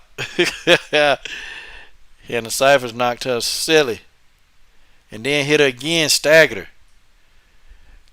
See, Hannah should have went down to the body. She should have went to the body, came back up top with a kick, man. Okay. Because Hannah was winning this round. Manhandling. Beating her like she stole something. That little midget can fight. Okay, right there. That's when it should have been stopped. That's when it should have been stopped right there. When she had her back against the cage and she caught Mallory again, that's when it should have been stopped right there. Nah, the girl covered up. Yep, that's when it should have been stopped. Okay? Like, there was like 15 unanswered strikes before Mallory Martin even moved. 15 unanswered strikes before Mallory Martin moved. Then she pulls guard. Okay? Alright. So, Stamina, let me tell you about that 50 grand. Yeah, she got that 50 grand. She got it. She got 50 grand. You were right about that. Okay? Now, the problem with getting 50 grand, okay? That's not going to go far. It is what it is. Okay? It's not going to go nowhere. Okay? The girl moved to Colorado. Half her money already gone. Okay? Like, honestly, she lucky if she keeping 20 grand of that. She lucky. Okay? She lucky if she keep 20 grand of that. A fighter purse, man, they got to pay. Like, you got to pay your trainer. See, you know, I like how Valentina and them do it. I like how Valentina Shevchenko and them do it. I like how they do it. See, they keep their money in the family, man. They ain't paying nobody else. They got Pavel in the family. Okay? You know, she might go to a gym, have some training partners, might break them off a little bread. Okay? But for the most part, Valentina and them, they taking their money home. Okay? Hold on. Let me see. We'll check her full purse. We're going to check her full purse.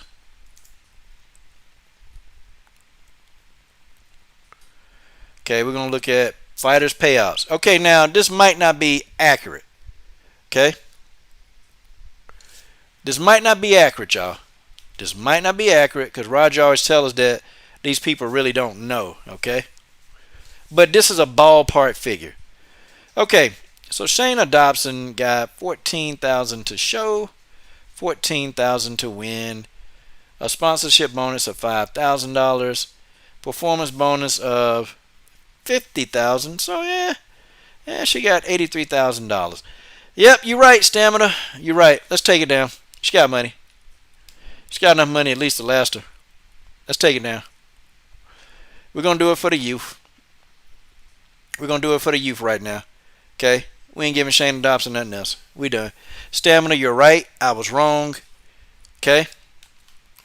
Shayna thought she was needing some money. She not needing any money.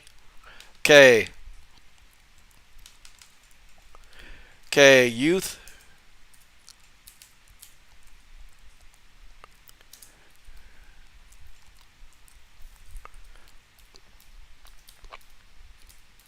Okay.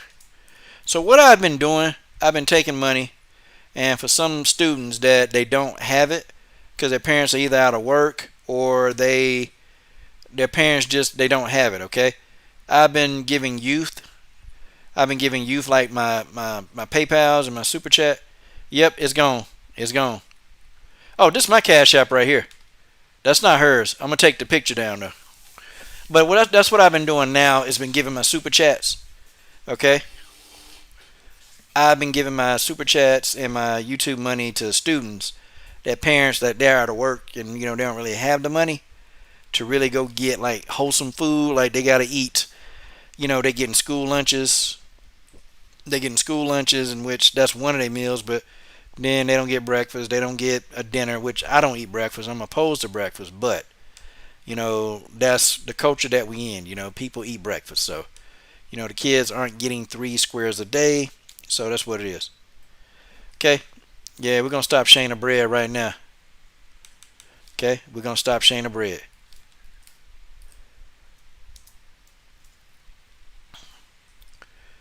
Okay. Youth Food Fund. That's what I'm doing. Let me put a picture of some food up there.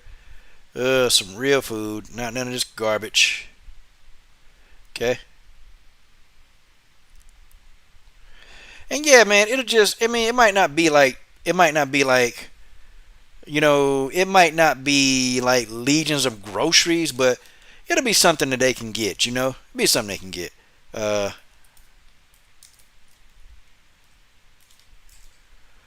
me see. What do kids like to eat? Oh, yeah, they eat that.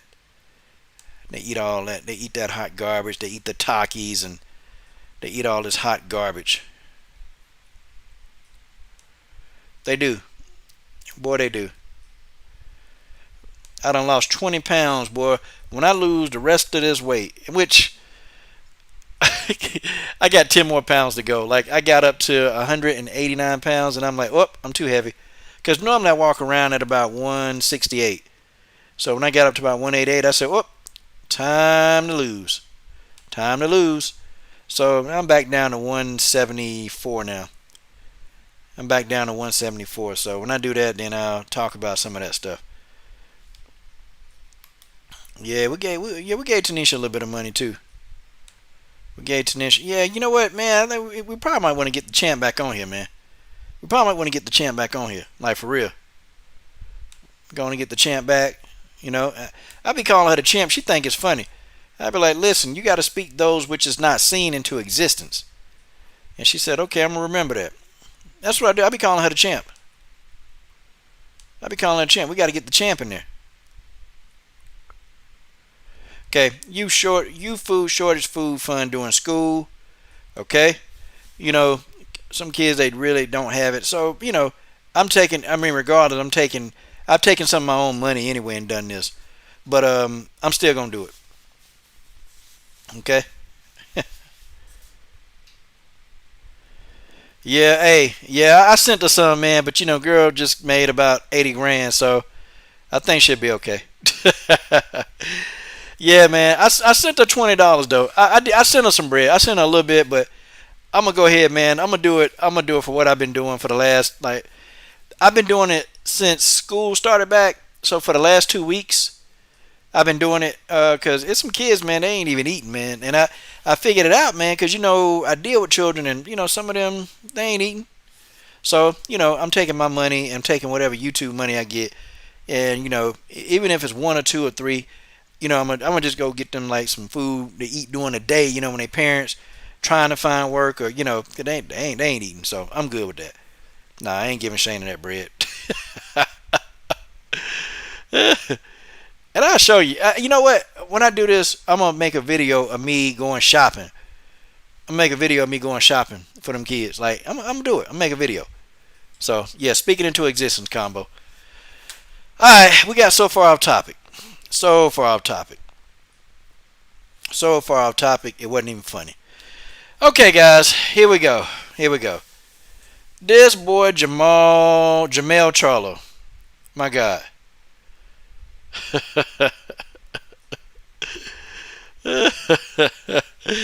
Stamina messed up the girl bread. You messed up. Nah, but she appreciated the $20 I sent. I sent her $20. She appreciated it. Well, really, no, it was Reggie the Tree. Reggie the Tree sent her $20.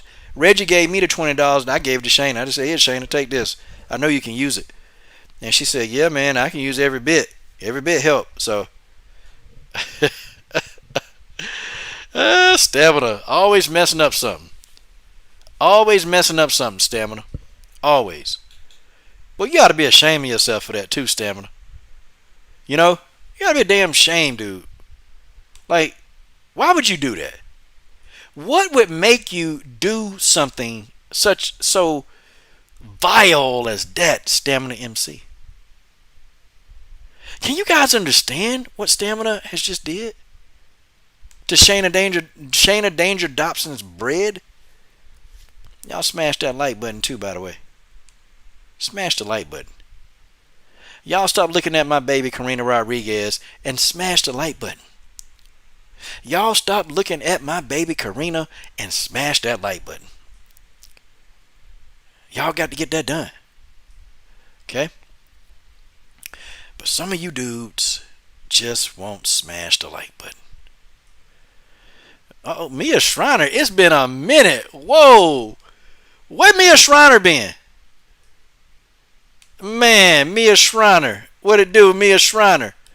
Alright, we're going to make it do what it do. Mia Shriner in that super chat. Guys, I got to figure out how to get my photograph back of Valentina on the screen. Of kicking Jessica I. I wonder if Jessica I complained to YouTube and got it out. I don't know. But shout out to Mia Shriner in that super chat. Been a minute, Mina. It's been a minute, Mia. Yeah, Stamina MC. You done goof. Man, you messed up that girl bread. Dude. But I had to think about it. I'm like, wait a minute. She got her fight, her fight pay And then she got a bonus. Yeah, girl taking home about $80,000, $90,000 probably. Yeah, okay. Okay. That's a nice little payday, man. She can pay some bills. Yeah, stamina is, man. Stamina about math, logic. He don't know. But shout out to the homie Mia Schreiner. Out there doing it big. I think she just graduated high school. Yeah, Mia, I think you just graduated high school, correct? If I'm not mistaken, okay, if I'm not mistaken, you just graduated high school. Congratulations on that. A very, very proud accomplishment for you and your parents. I know that you're awesome. Okay, okay. Let's talk about this fool, Jermall Charlo. Where do I start with this one? Where do I start with Jermall Charlo? Oh, you've been working in the woods. Wait a minute. Oh, so what do you do? Like, if you don't mind me asking, like, what exactly do you do? I'm curious.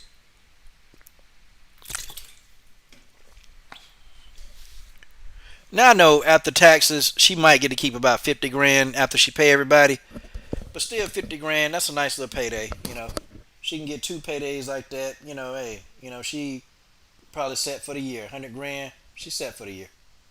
Okay? She just need another fight to get some more bread. That's what she need. Okay? And Roger Allen probably would have told me to do the same thing. Okay. Alright, anyway. Okay, yeah, okay. Alright, it's gonna come in, man. My stream is delayed by 20 seconds, okay? And that's to stop the stream from dropping off and all that crap. But, the delay is kind of irritating too, okay? It's irritating. But where do I start with Jermall Charlo? Where do I start with this guy? Boy. So, anybody who... Okay, trail work and maintenance. Okay. Oh, girl, so you be on the mountains. Yeah, hey, you better have your pistol or your pepper spray with you. Because, girl, you young, man. You better have your little pepper spray and be ready to get some fools running around there. Yeah, there be some fools. There be some fools on them trails. There be some straight up fools, and they see you. They be like, oh, they gonna be a Shriner. Or they ain't gonna say your name, but they gonna be like, oh, who's this little girl? And there it is, right there. Yeah, be careful on them trails. Be careful on them trails, especially really, really young girls. Be really careful. Charlo is a fool. Okay? Charlo is a fool. And I think he's going to remain a fool for the rest of his days on Earth. I think that he's got a problem. Okay? Charlo don't like it when people actually... when they criticize him, okay? They don't like it. And you know what? He's really one of those people that, I kind of look at like, he's like violent. I'm talking about Jermall. Like, he violent as hell. And remember he got in that little trouble? He got in that trouble.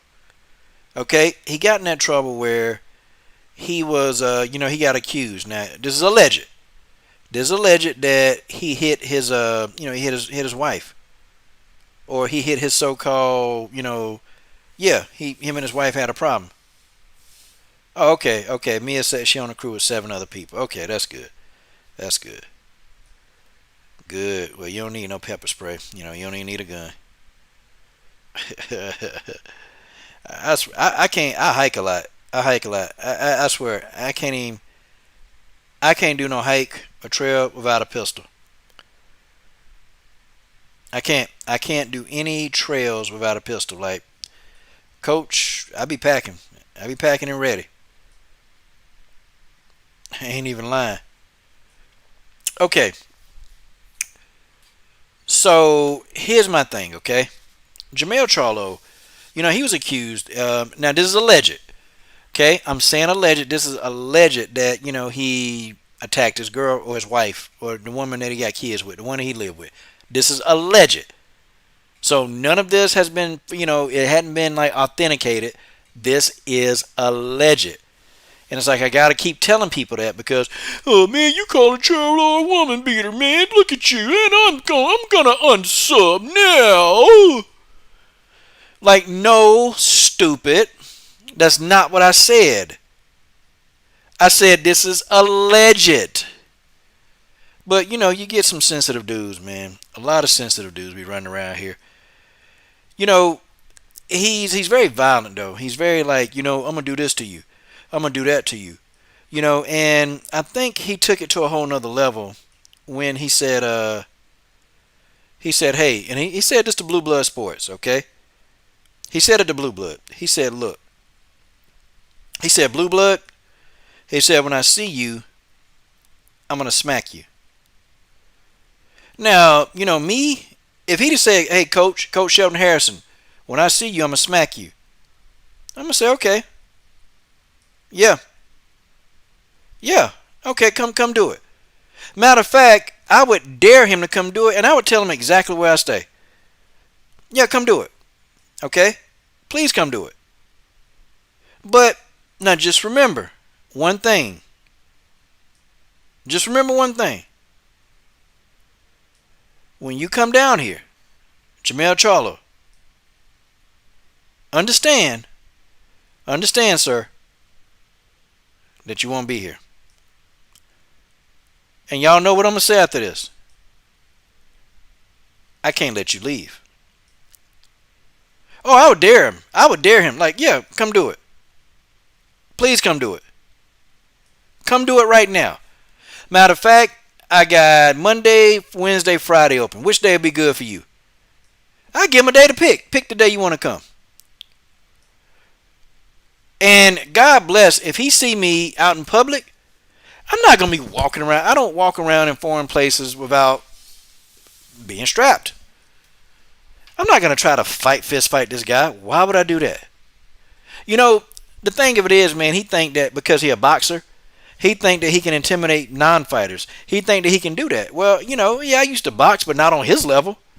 Of course, in a boxing match, he would probably beat me in a boxing match. Probably. But on the street, that's a totally different thing.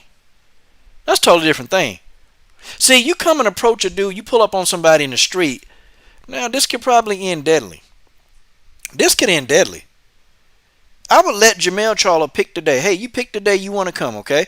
But I'm open Monday, Wednesday, Friday, okay? You come pick the day, and you and I, hey, we'll meet up. Let's do that. But I never said that I'd just meet up. Nah. No, Charlo. Because I could tell y'all on Patreon what I would really do to him.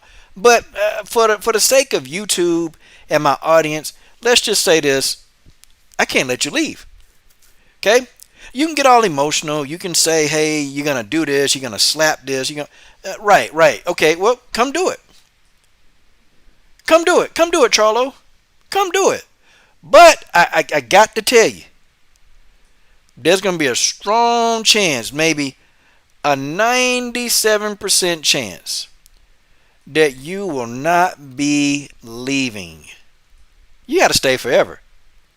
I can't let you leave. I can't let you leave. I can't do it. Now, see, that's if I was Blue Blood, I'd say, well, come do it. Okay, when you see me, okay, good. But see, Charlo, they're going to do that to the right person. And they're going to pull up on somebody. They're going to think they can do it to a Fred. They're going to think they can do it to Blue Blood, because these guys, they really are, like, they don't look to fight. They don't want to fight. Okay? Like, they're really non-passive. Like, they're passive. Honestly, you ever look at Fred, even the whole Kenny Porter thing with Fred, Kenny actually had to attack Fred before Fred wanted to retaliate. Like, Kenny actually had to hit Fred when Fred wanted to retaliate. Like, he was pretty passive, though. Still. Like, Fred is not like an aggressive guy. Blue Blood is not aggressive, okay? They're not going to just come up and just want to fight over some he said, she said. Not going to want to do that. But see, do you think Jermall Charlo would try that with, say, Ticket TV? Do you think he would, like, walk up and pull up on Ticket TV? Probably not. Would he do it to 78? Probably not. Probably won't do it. Or if he tried it, there it is. Would he try it with Black Flight Fan? Probably not. Probably won't do it. They pick and choose, man. They pick and choose who they talking about they want to slap. Well, okay, yeah, hey, come slap me. Okay? Come slap me. Yeah. Listen, Mahari. Yeah, he better stop. He better stop acting like he tough. He better stop acting like he a tough dude. Like Jermall Charlo better cut it out. Talking about he gonna slap somebody. Like he told the guy at Fight Hype, talking about he gonna slap him when he see him. Like, okay, yeah, maybe you could slap Ben Thompson. Mia said McDonald's is like that drug dealer people keep coming back to. Ooh, Mia, yeah, girl, man. Oh, if I can tell you, if I can really tell you about that whole McDonald's train. Boy. McDonald's is killing. Man, McDonald's is a killer. McDonald's is a killer. Yeah, I mean, Fred tried to fight. You know what, though? Fred really isn't aggressive. He's not an aggressive. He's not that person. He's not that dude. He'll tell you, Fred not from the streets. Fred not gonna, it's just, he's not gonna entertain that. He's not gonna entertain that. But you think about some people like, well, they really try that with certain people. I mean, I don't know. Maybe he would see me and think that he can do that. But, again, if Jermall tried that with me, there's no way that I'm going to even let him leave the encounter.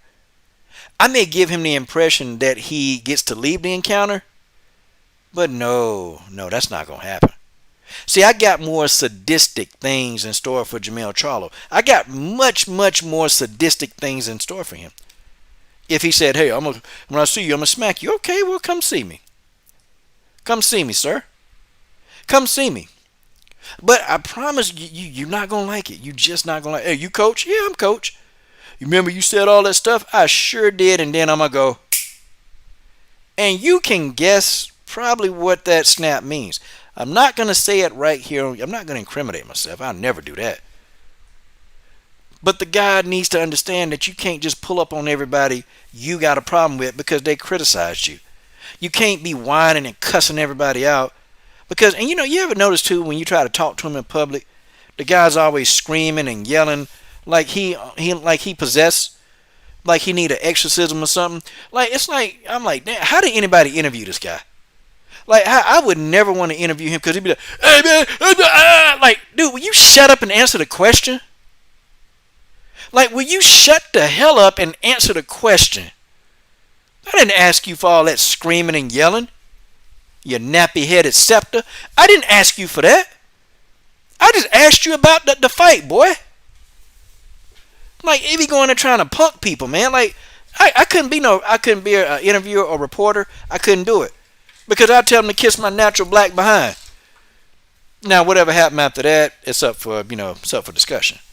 Okay, it's up for discussion. But I would tell them to kiss my butt. Kiss my butt. I mean, who are you? Who are you to think that you can talk down to me like you're somebody better than me?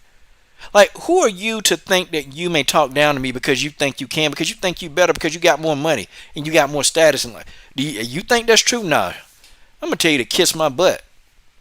You idiot, dummy. Be hollering and screaming like you like 5 years old, like a little kid that's got a temper tantrum. I don't like the dude. I just don't like the dude. Like, I'm so serious. I don't like this dude. Always whining. Lost to Tony Harrison. Hey, man, I got cheated. I got cheated. Shut up.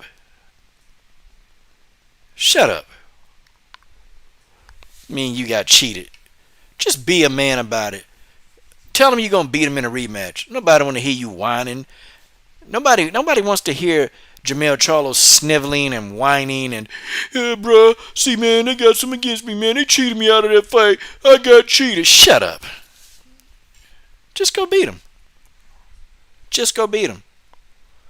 Yeah, Jermall Charlo is Gucci. He's a little bit more chill. He's more laid back, much more laid back. I think so. But, it is what it is. It is what it is.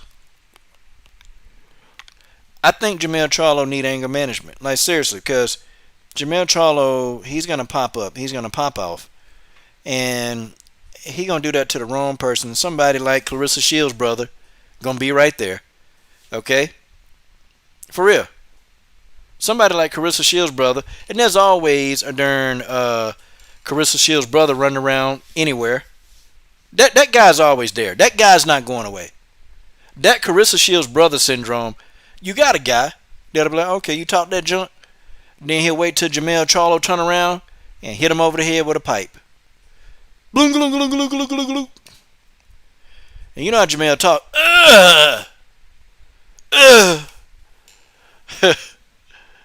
I see you got me. I see you got me. See, he had to get me. He had to get me because, you know, he couldn't face me to my face, because if he would face me to my face, I wouldn't have this knot on my head. If he would face me to my face, he wouldn't have had a knot. Well, that's the purpose. When you talk junk to people in the street, they're not obligated to fight you fairly. They're not going to fight you in your face. They're not going to do that. No. But you know Jermall would cry. I only got knocked out because I turned around. If I didn't turn around, and if he was a man, he would have fought me like a man. But he didn't fight me like a man. So that's why I got knocked out. That's why I was hit over the head with the lead pipe. The lead pipe really didn't hurt that bad. I just got knocked out because he hit me from behind. Yeah. I'm like, shut up. You got knocked out. You shut your mouth, Jermall. Just shut up. I'm making a YouTube channel. I'm tired of all these dudes hating on me. Well, make a YouTube channel. We don't care about you. Make a YouTube channel. Nobody cares. Nobody cares what you think. Nobody cares what you think. Go on and make a YouTube channel. Go right ahead. Do it. Make it do what it do. Make it do what it do. You know, we're not going to be upset with you. Make your YouTube channel. That's fine. Everybody else doing it. Yeah, you know, Jermall Charlo can't own up to his own losses. I mean, come on. Dude, you lost. You lost. Is what it is. He lost. But he gonna blame you. He'll blame you, Abel. He'll say you made him lose, Abel. He'll say this is your fault, Abel Mahari. He'll say this is your fault. He'll say this is your fault, X.A. Goucher. He'll say this is your fault. Yeah, Mia Shriner, he'll say it's your fault. Well, the reason why I got knocked out is because that kid, Mia Shriner, she was distracting me by asking me stupid questions while I was trying to engage in battle. So that's why I got knocked out. Like, he'll come up with an excuse. He'll come up with an excuse. This man will say he was taking a piss and he got knocked out. That's the reason. Like, no more excuses, because we don't want to hear them, Jermall. We don't want to hear your excuses, because your excuses suck. Yep, I think, yeah, Combo, you're right. You're right. He need to focus, man, because, like, he's worried about dudes on YouTube. You're a millionaire worried about guys' opinions on YouTube. Like, I don't get it. You're a multi-millionaire worried about guys on YouTube. Let that sink in, y'all. Let that really truly sink in. He's a multi-millionaire worried about YouTube personalities. Wow. Yeah. He'll get the right one, though. He will get the right one day. You got the right one, baby. Uh-huh. Y'all remember that commercial? He's got the right one, baby. Ray Charles used to make that commercial. What was it, Dr. Pepper? Yeah, he had the right one. All right. Somebody gonna knock him out. Yep. Robert Henry is savage. He said, yeah, make a YouTube channel. We don't care. Make an OnlyFans. We don't care. We don't give a philo. It's your fault you lost. Yeah, dude acts like he is above everyone else. Yeah, he do. He really does. I don't know what else I know the coach got to get his 6-7 hours, though. Coach got to get up in the morning. And the coach got to act like he got a job. Man.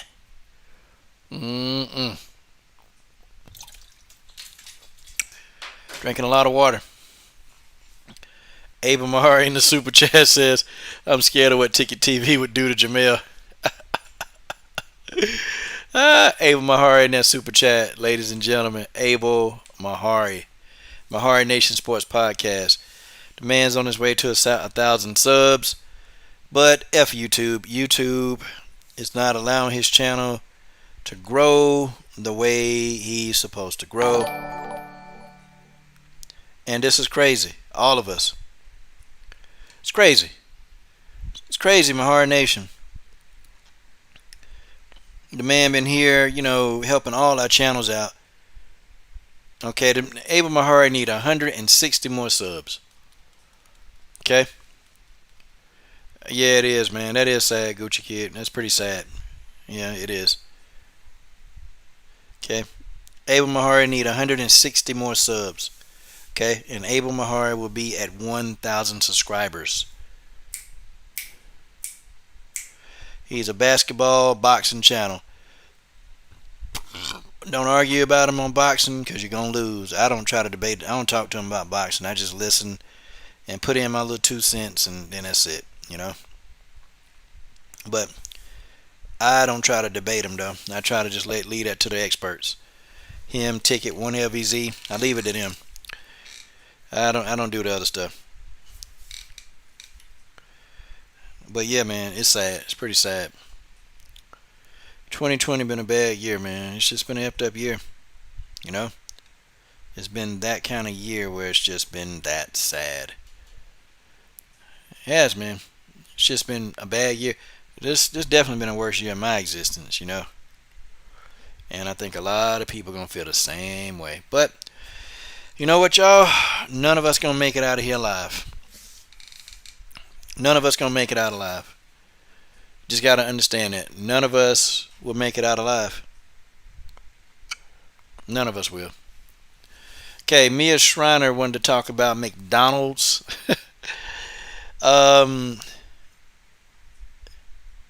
Yeah, okay. XA Goucher say he need 84 subs. Okay. Yeah, man, I don't know, man. Brothers, people just... It's probably YouTube fault, man. It's probably... I don't know. Because I know I should have been at 10, 20,000 by now, but it's YouTube fault, man. Like, they don't let you grow. Because I remember, man, I was getting like 200-300 subs a month, man. And that's still not like a lot of subs by standards. But, it was good for me. It was good for my channel, I don't put my channel... My channel is my channel, Here's what it is. It's just what they do. Okay, now let's respond to a guy.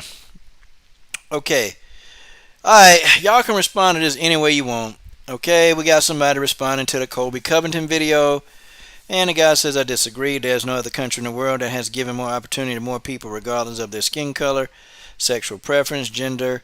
There are 2.7 million black people own business in this country and millions of other successful African Americans, doctors, lawyers, accountants, etc.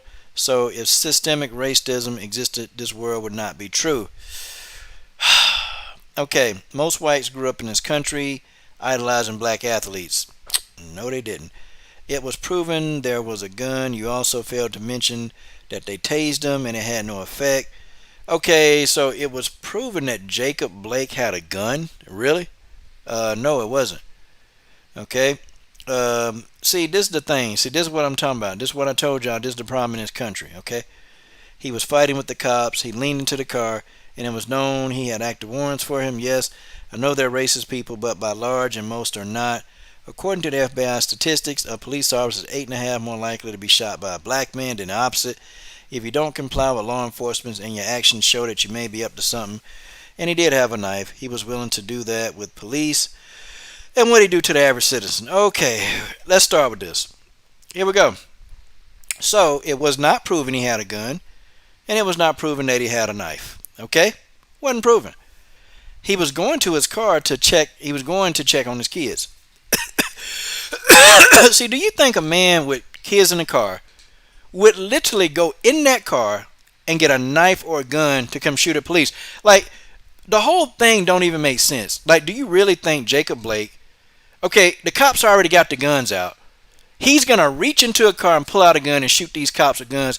See, the whole logic behind the story don't even make sense. Just like this guy don't make sense, but he's probably a virgin. Okay? Alright, so let's go ahead and address some parts of this and then I'm going to get off.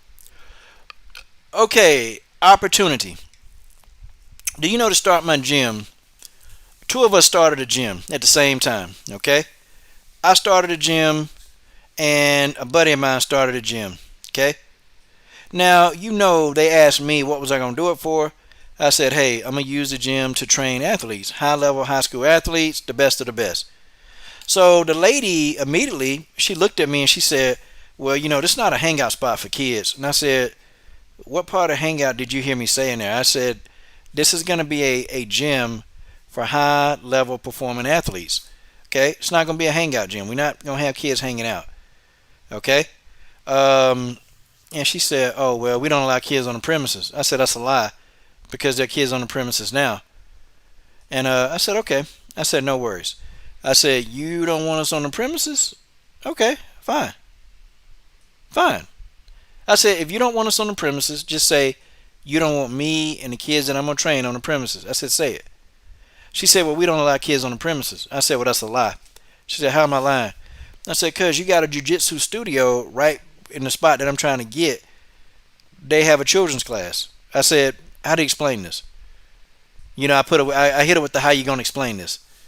She said, oh, well, that's different. I said, how is that different? Are the kids different? Or are you just not open-minded to letting different kids, other than the kids in that jiu-jitsu studio, come into this gym? Is that what you're saying? She said, no, that's not what I'm saying. You're putting words in my mouth. I said, so basically, you don't want to rent to me because why again? I mean, you don't want to lease to me because why? Well, kids are not allowed on the premises. I said, that's a lie. I said, so you're going to try this again? I said, that's a lie. So my attorney, drew up paperwork, and we were prepared to sue for racial discrimination. Now, mind you, a buddy of mine started like a different kind of gym. His was a weight loss gym, okay, that was going to have kids in it. Okay, they approved him. Oh, they approved him like the day he came in. They said, oh, we got a spot for you. Yeah. They gave him his spot, his keys, the same day he went in. Me, I had to wait a week, but see, we were going to sue. So I sued, and we were going to sue. And then finally she came back out and said, oh, we reviewed your application. I said, nah, reviewing it not enough. I said, we're going to, take this to court. And, but I didn't have anything yet because she technically didn't say no. So I didn't have anything yet. But she thought that, hey, oh, man, it's a wrap. I better do something. So she said, well, the spot is still available. And, we definitely need somebody there. And listen, we can, we even got a rate since you're doing so much for the kids. We'll even charge you a third of what it normally costs. So I kind of thought about it. I said, okay, let me get back to it. Let me talk to my attorney. But she actually didn't say no, but she was questioning me like she was going to say no. And see, when she realized I had an attorney, she hurried up and changed her mind. And then she called me back with another offer. Okay, if we offer it to you for a fourth of what it would normally cost. I said, okay, all right, deal. I got it. That's how you beat them. You don't get mad. You don't punch them. But that's how you beat them. But see, if you're telling me that racism don't exist, well, why did my friend, he got his spot the same day, and I got harassed about what kind of kids would I be having in there? What kind of kids? Okay. Now I failed to mention that they tased him. Yeah, okay. So they tased this guy for no reason, right? He was tased because he broke up a fight. Did you forget to mention that he broke up a fight? That the cops came out there and immediately just, went for him? Did you mention that? No, you didn't. Okay. And let's talk about if you don't comply with law enforcement. Well, what about Philando Castile? How do you explain that? I mean, please tell me. How do you explain Philando Castile? If you can explain that, why that cop shot him, he complied. The officer told him to get his ID, right? He told him to get it. And I know these messages, they don't go over well with a lot of y'all. They just don't, because I know some people get butthurt. I know some people, they just can't get it. But a lot of these messages, they go over. But Philando Castile, he complied. Hey, what about that guy who was attending to an autistic person? And then the cops told him to get on the ground, and he put his hands up in the air, and then they shot him anyway while he was on the ground. He was complying. How you going to explain this? I know you mad. See, I know you fuming right now. I'm taking all smoke right now.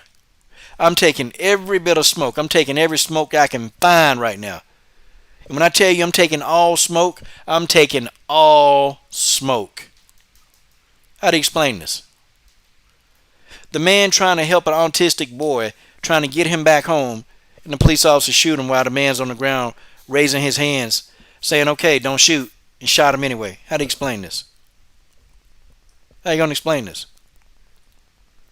You can't.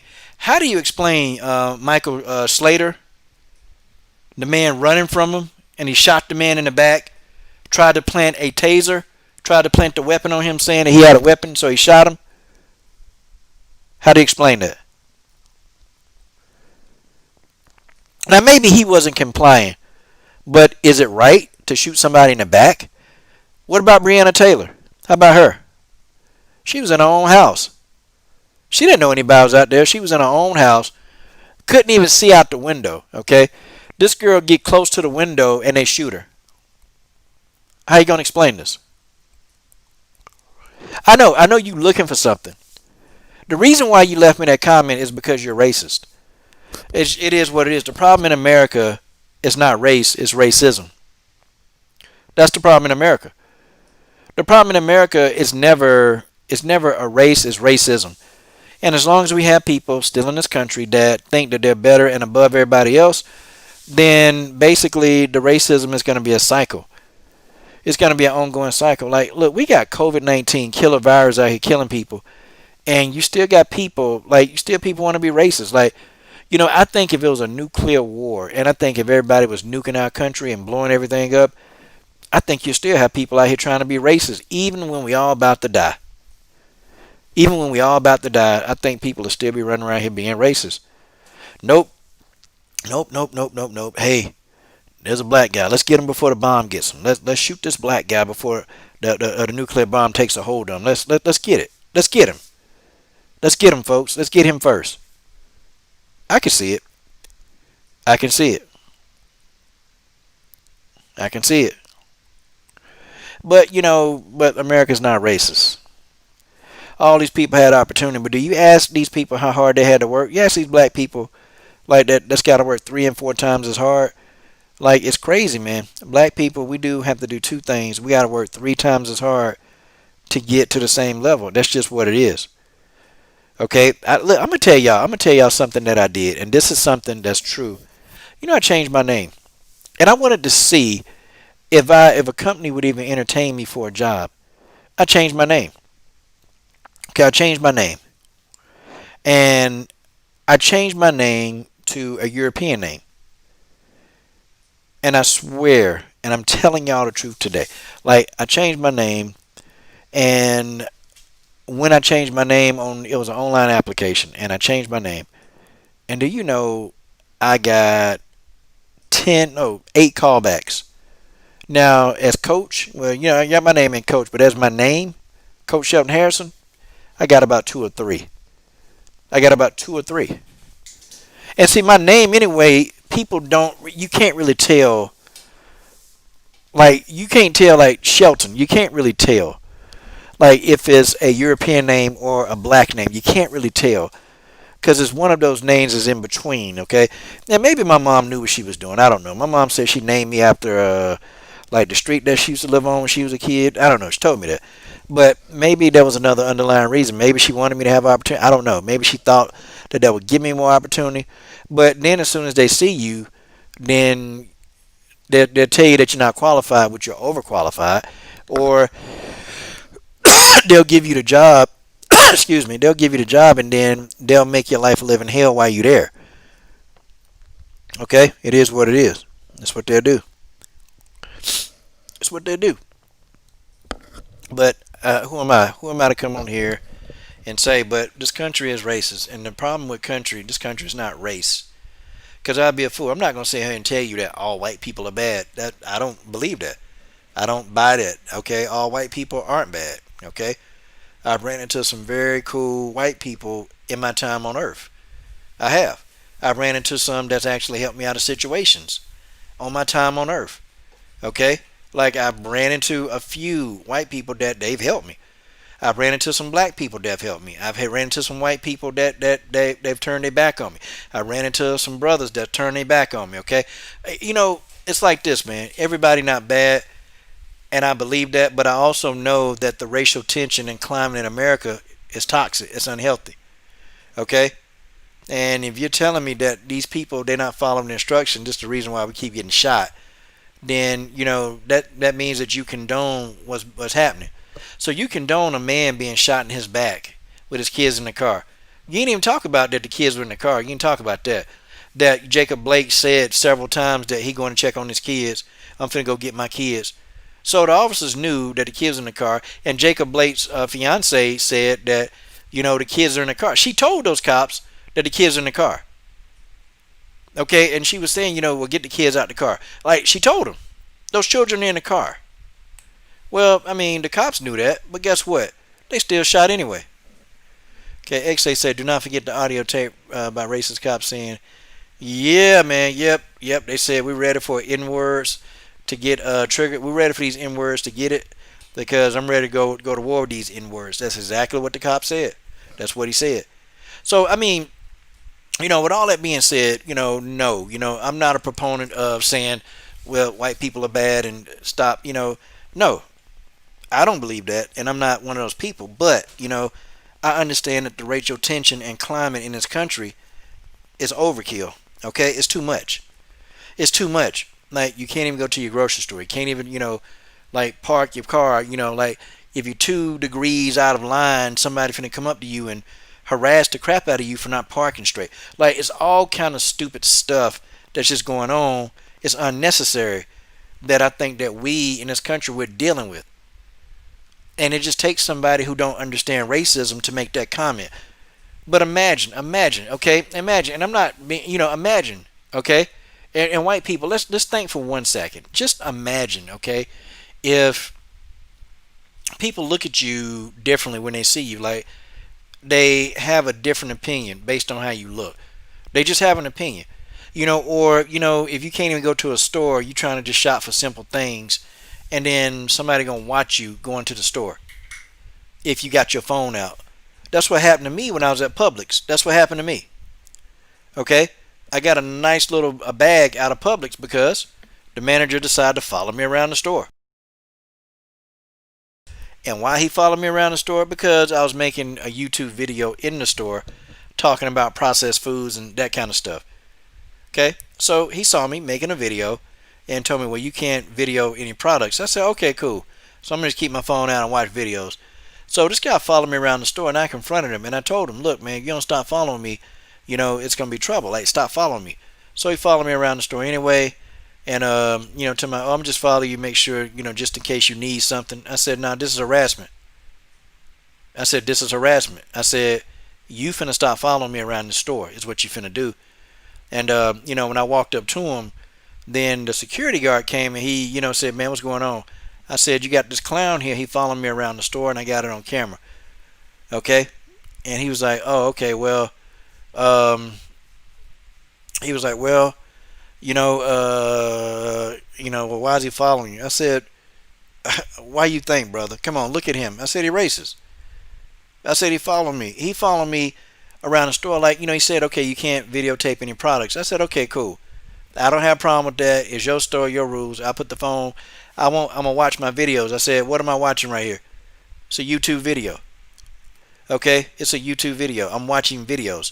So I should be able to have the right to watch my videos in peace without this dude following me around the store. And I said, look at all the other people in the store that's watching videos. So a lot of people got their phones out watching videos. I wasn't the only one in the store with their video on. Wasn't the only one. So I said, okay, cool. I said, cool. And so, well, you thought he was following me around the store because he was a good Samaritan and he wanted to carry my groceries for me? No, he was following me around the store because he thought I was black and thought I was trying to steal. Okay, that's what he did. That's just what it is.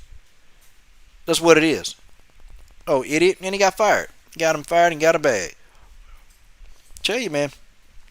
They better cut this stuff out, man. Yeah, got him fired and got me a bag. Got a nice bag. Got a nice little bag. companies, they don't want to be a part of a racial discrimination law. They don't want to be a part of that. So a lot of times they settle out of court. They settle out of court. And that's what they did too. Boy, they settled me out of court. And let's just say I got a nice bag. I was happy. I was happy with the bag I got. Better stop messing with people. But there's no racism. Huh. Isn't that something? There's no racism. It don't exist. If racism existed, we wouldn't be allowed to do all the things that we're doing. That's spoken by somebody who's racist. Now, I'm not saying that black people haven't done. Yeah, there are black doctors. There are black businessmen. Yes, yes. But what kind of hell did they have to go through to get there? How much harassment did they have to take before they finally got to the end? Seriously. How much harassment did they have to go through before they finally got to what they needed? I mean, it's harassment. I don't care how you look at it. Harassment is harassment. It is what it is. I was harassed and I got them. See, this is what things. See, people, black people, we get upset with this stuff. I don't get mad. You know what? I think about the bag. When these stores act racist or they, man, I don't blow up. I don't get in a fit of rage. Not like that. I don't get in a fit of rage. What I do is, okay, here go opportunity. I can make a bag. I can go make me a bag. Easy. Because they know they're going to pay. If they're racist, they're going to pay. Somebody got to pay. Somebody got to pay. And they're going to pay. But I just thought y'all find that funny. But yeah, anyway, I'm about to get off here. Charlo, stop threatening people. Okay? Like, literally, guy, stop threatening people. You're threatening people because you think that you can. Because you think that just because you're a fighter, you believe that you are going to just intimidate anybody and their mama. That's what you think. But to be honest, I don't think nobody really scared of you, Charlo. Ain't nobody gonna box you, but I don't think nobody afraid of you. I just don't. I just don't. It is what it is. It is what it is.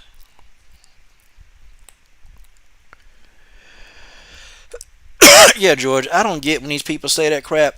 When people who tell me that America ain't racist, they racist. Like, I'm not saying that you have to agree with my assessment, but if you're sitting here telling me that there's no racism going on, and if you're a white person, and if you saw Jacob Blake get shot in the back when his kid's in the car, and if you thought that shooting was justified, you're racist. That's honestly, you're racist. He was reaching for a knife. I mean, that's not even proven. It's not proven that the man was reaching for a knife. It's not proven. But still, the police, they're going to shoot this guy in the back with his kids in the car. Come on, man. Even he not that stupid. Jacob Blake don't even... Look, man. Then people talking about his criminal past. Talking about all this other stuff. And he got warrants and all this stuff. But did he deserve to get shot in the back? Did he deserve to get shot in the back? Okay? Does he deserve to get shot in the back?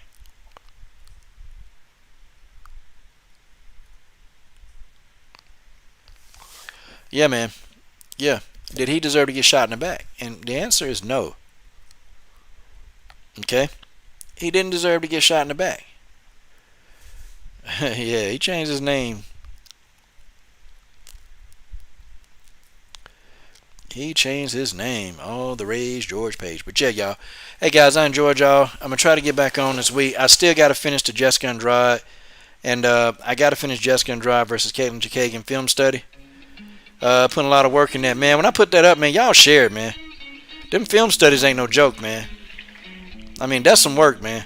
Them film studies are no joke. Share the film studies. Ava Mahari need 160 subs to go to 1,000. And I think A.C. Goucher said he need 84, 86. I don't know. Okay, we're getting close. We're getting close. We're getting close. Yeah. Yeah. In the house. In the house. Here we go. And folks, I'm also gonna be doing video documentary. Oh yeah, that's what I'm gonna tell y'all. Before I go, I'm also doing video. I'm gonna be documenting. Okay, I don't know, either 30, 60 days of water and raw food. That's it. Water and raw vegetables for 60 days, y'all. I'm finna do it. And then if I like the lifestyle, I might add it, but I think I'm gonna go complete nutritarian, man. The brother wellness, man, he done talked me into it, man. I gotta do it. I still got all these injuries from playing contact sports going on, and man, you wake up, you're hurting.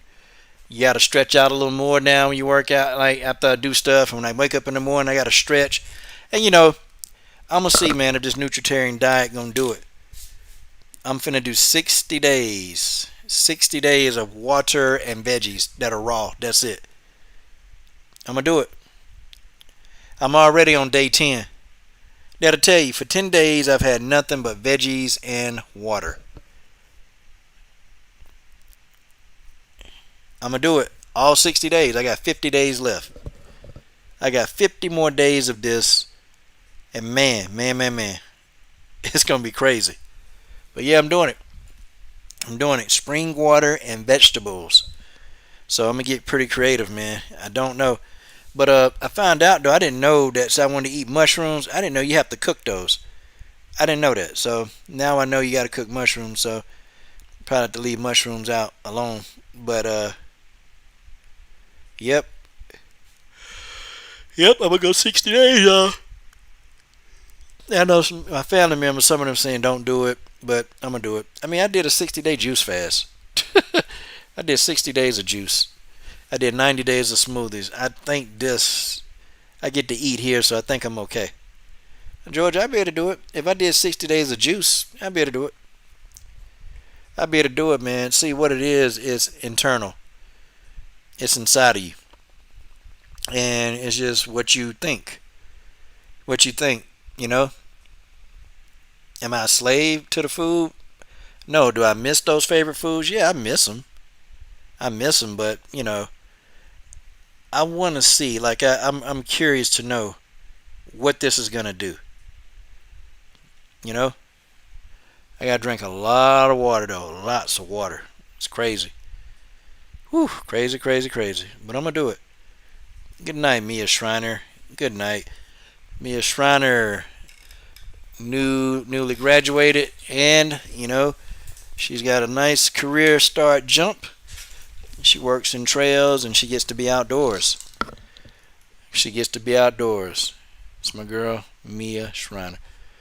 I would be like a crack addict on withdrawal. Well, the sugar withdrawal hit me today. But hey, man, I really didn't give in to it. It's whatever, man. Or my stomach started growling. Nope. I just let that son of a gun growl and said, "Oh, okay, here we go." But drinking water, man, and then it's just crazy. It's crazy, man. It's crazy what's been happening to this. Really crazy. But hey, man, I'm trying to make it do what it do. I'm trying to hang in there. And you guys, hey, I'm doing what I gotta do. For my health. Y'all do what's good for yours. But I want to see. If I can see the health benefits of this. Like I want to see, cause I've already ate. I've ate usually normally pretty healthy most of the time. But I'm taking it to a whole nother level now. Like I'm taking it to a whole nother level. Like I thought I missed all the stuff that I love, man. Gosh, like the chicken. But I've been vegan for a while, but see, this is a whole nother level of vegan, man. This is like raw. 60-day raw. But I think though what I'm gonna do after I'm done with the 60 days, I'm gonna after 60 days, I'm going to when I add my cooked food back, I'm gonna use all the nutrient dense food, man. Instead of I'm gonna take salt out. Salt finna be gone. Oh yeah, Robert Henry. Yeah, that's something we gotta do. I know I called a ham sandwich master. George, you crazy. Yeah, man. Ham sandwich, they used to be good back in the days, man. Ham and cold cuts, and then mayonnaise, lettuce, tomato, mustard. Used to be good back in the day, man. But I don't know. I want to see if I can actually do this. Like I want to see if it can be done. Like I know going 60 days, that's nothing for me. Like literally, I know 60 days. Okay, like 60 days is nothing. But man, when I did 60 days of juice fast, I cured my own eczema. And they say that's incurable. I cured my eczema. Yep, I cured. I used to have eczema real bad. I cured it. Cured it. You can ask Sports Princess when she saw me when I came to a game. I didn't have eczema all over my face and skin. And she saw me. I mean, we were there together, and she didn't see any eczema. But yeah. So I'm gonna see, cause I don't know, man. I spent years abusing my own body. I spent years, man, years abusing my body. So you know what? I'm gonna see what happens. I think we'll be able to get it done, though. I think we will. Ooh, boy, boy, boy, boy, it's crazy. What's BJ? Do you get a lot of gas from eating vegetables and water? You know what? No, because it's not a lot of food. It's not a lot of food going in your system. And that's kind of crazy. I'm pissing more than I'm taking. And normally I do a number 2 every day. But man, when I went to just this raw food diet, I'm not, because ain't no food in my stomach. So I'm doing it like once a day. But I'm only eating about once a day. So you're supposed to eat a meal, lose a meal. That's how your bowel's supposed to work. You're supposed to eat a meal, lose a meal. You know? You eat a meal, you lose a meal. That's how it's supposed to work. You're not supposed to eat a meal and then 2 days later have a bowel movement. That's crazy. You got some problems. You eat a meal, you lose a meal. Yeah, I don't know. See, lately my head been real nauseous, and I know what it is. It's toxicity that's trying to get out, and it's like I've been sneezing, and I'm like, what the hell? Why am I sneezing? Like I've been sneezing like crazy, man. But that's all these toxins and all this other stuff trying to get up out of there, man. For real. Yeah. That's all that stuff stirred up and it's trying to get out. And so when I started sneezing, I thought it was something wrong, but then I figured it out. I figured it out, and I'm like, oh, okay. That's what it was. That's what it was, okay? It's these toxins trying to get out of me. And I was sneezing like for a while, but then when the sneezing stopped, my head kind of wasn't as bad, It wasn't as bad, but it was still pretty decent. I came out of it. But I wake up some days and just ever since I've been doing this, man, it's like you be nauseous sometimes, your stomach be uneasy, and then when I do have to go to the bathroom, it's crazy because like I'm seeing stuff like, whoa, what is that like?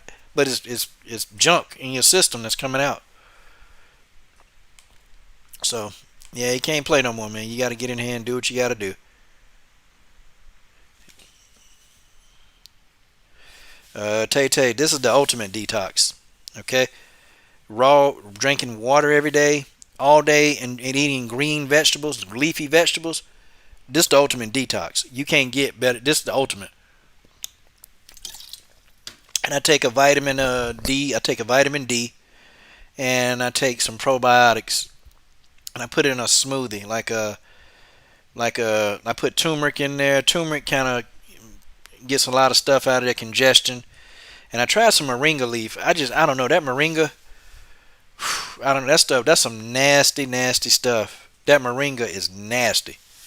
Like I try to put it in a smoothie, and that didn't work. I tried to put it in a veggie smoothie. That it didn't work. Like nothing. The moringa is so strong that it just takes everything down, and it's so bitter that you can't even keep it in your mouth. It's ugh. So I stopped the moringa. I had to cut that loose. I had to cut that moringa loose. That stuff's something crazy, man. But the turmeric, though, I can tolerate the turmeric. The turmeric not that bad. George, you did a week water fast. That's good, man. That's good.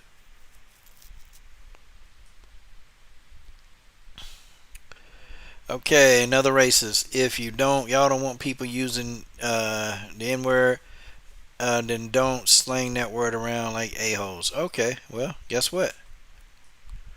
You, sir, are blocked. Haha. That was easy. That didn't take long. Yeah, all the racist people seem to come to the Kobe Covington videos, don't they? They all do. They all go to the Kobe Covington video. But yeah, Tay Tay, this is the ultimate detox. Like this detox is so severe, like it's crazy. It's crazy. And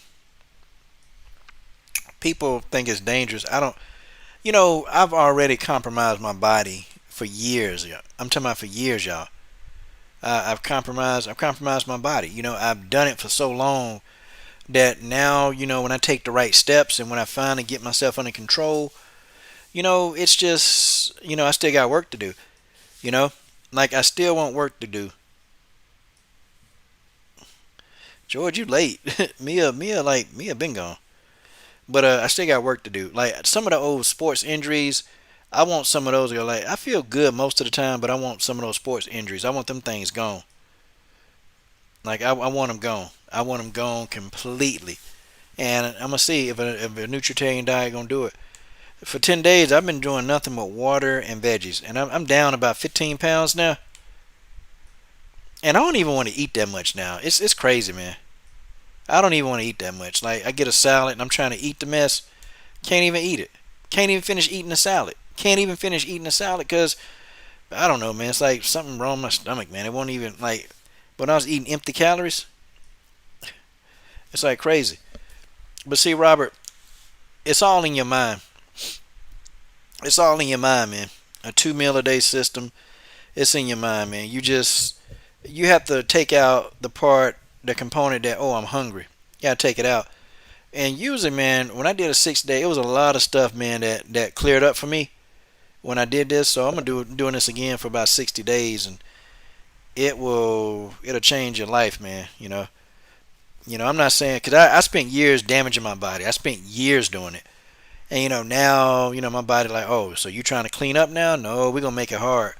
So I ain't saying some days it is hard, man, and some days it's very very hard. It's very hard looking at people eat food that smell good, and you just want a taste of it, but you know that if you consume too much of that, you know that it's bad for you, and that see for you, Robert, you eating like say a rib sandwich may not do any damage to you, but for me, oh man, that will damage me like hard. Okay, first of all, I ain't had ribs in a while, but just the thought of it from my history, my family history, my DNA, like pork ribs would just completely tear me down. So I have to be careful. I can't eat that kind of stuff. I'm eating 1 meal a day. No, 1.5 meals a day. I take a smoothie, a green smoothie. I'm talking about as green as I can get it. And I don't even put no. I'm using no almond in my smoothies. I use water. I use water in the smoothies. Water in the smoothies. I use water, and I'm doing it. No, well, your body gonna reject it at first because it's withdrawal.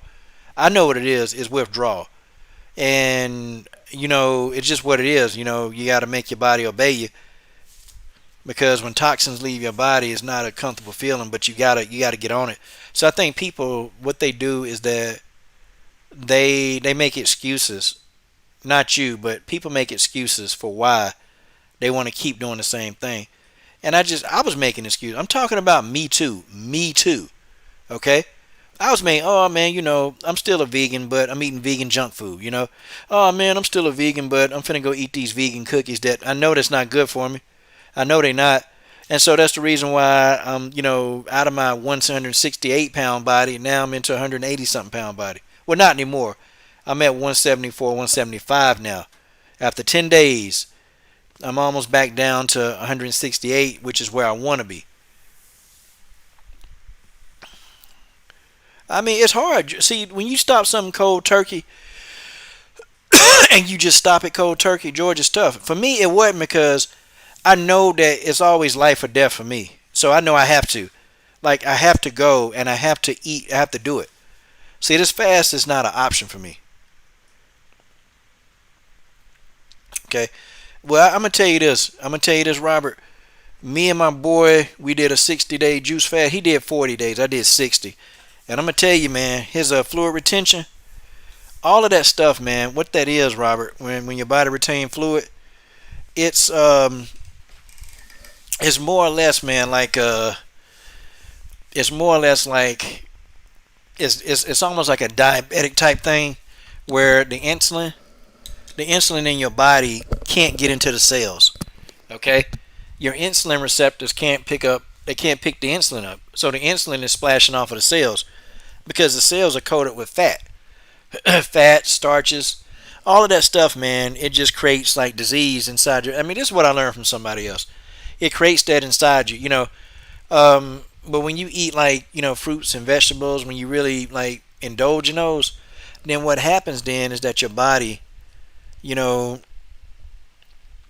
your body kind of, I don't know, it reacts differently to fruits and vegetables, and that's what your body wants. I don't know, man. I can't even eat like if I eat a big salad, I can't even finish it all. And it's like the lettuce. I don't know, the stuff just expanding your stomach. I put lettuce, lots of cucumbers, a lot of onions. I boil like some mushrooms. I like mushrooms. Put little boiled mushrooms in there. Put that in there, and then I sometimes tomatoes, sometimes not. Put a little bit of turmeric powder on there.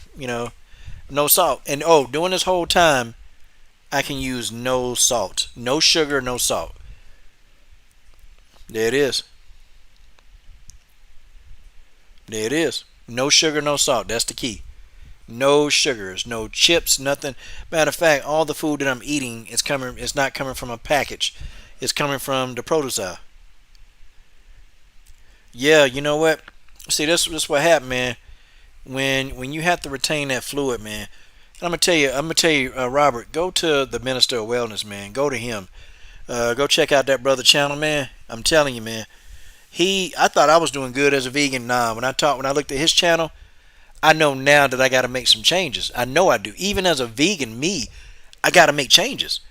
Um, oh man, yeah, yeah, man, yeah, man, yep, yep. When I used to eat McDonald's, man, I had one of them too. Abel had one of them too, man. I ain't want to get surgery. I didn't want to go get surgery, so I just keep mine from getting inflamed by eating vegetables, and it stays under check. But I know when I eat a bunch of starches, that's when it started to act up, man. Yeah, man. See, look, your lymphatic system, what it does, man, is your lymphatics is trying to clean out the toxins, man. But see, when you have fatty tissue, the toxins don't have anywhere to go, so your lymphatic system it stores it in fat cells, and so that's when it looks like everything's beginning to swell, and then you have pain in your ankles, and it start even it can start accumulating to things like gout and all this other stuff.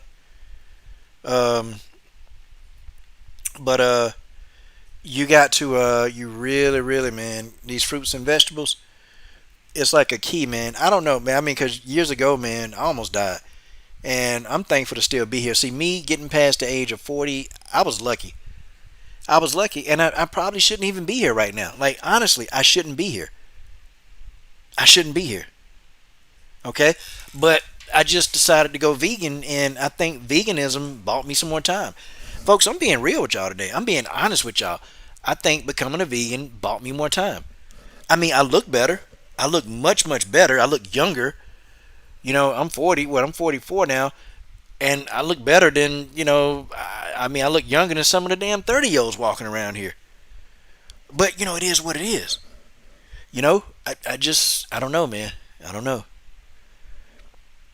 But water retention is a sign, man. It's like a telltale sign of, pre-diabetes, or if your neck start turning black, like darker than the rest of your skin, it's probably, it's probably a precursor to what you are thinking, might be it. Um, yeah, man. And just when I start thinking about like years ago when I got off this, I'm like, man.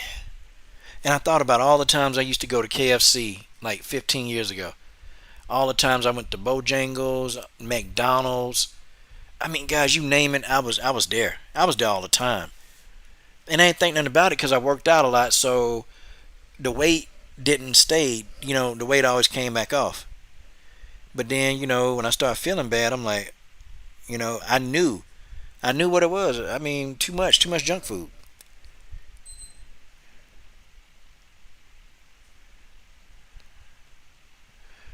Yeah, Abel. Yeah, hemorrhoids. They ain't no joke, man.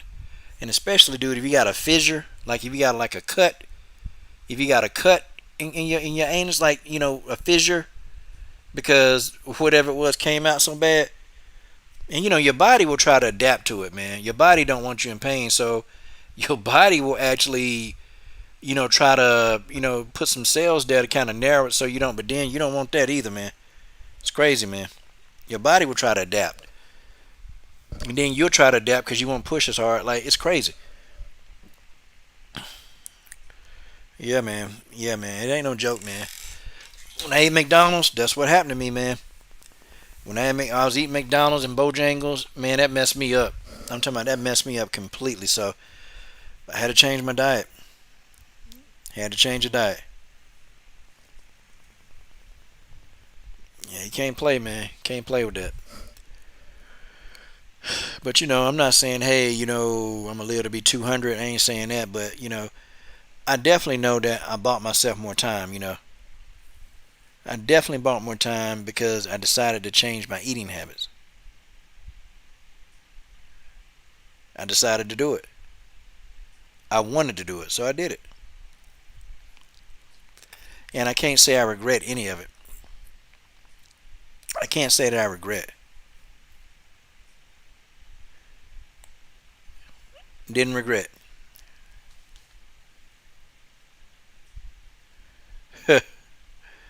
Yeah, man, George. I'll be honest. I used to be like you too, George. I used to be like, man, I'm gonna eat. I'm gonna eat what I want. And I tell people, man, I don't mess with people. Hey, look, that's what you want to eat. You eat it, okay? And you be happy. You be happy because some people they tell me straight up, look, man, man, look, we're gonna die anyway. I hear people tell me that all the time. I'm like, well, yeah, we are, but man, I don't want no help getting there. If I can help it, I don't want help. I want to not go too early, you know. So I had to leave that. I had to leave them fries. I had to leave McDonald's.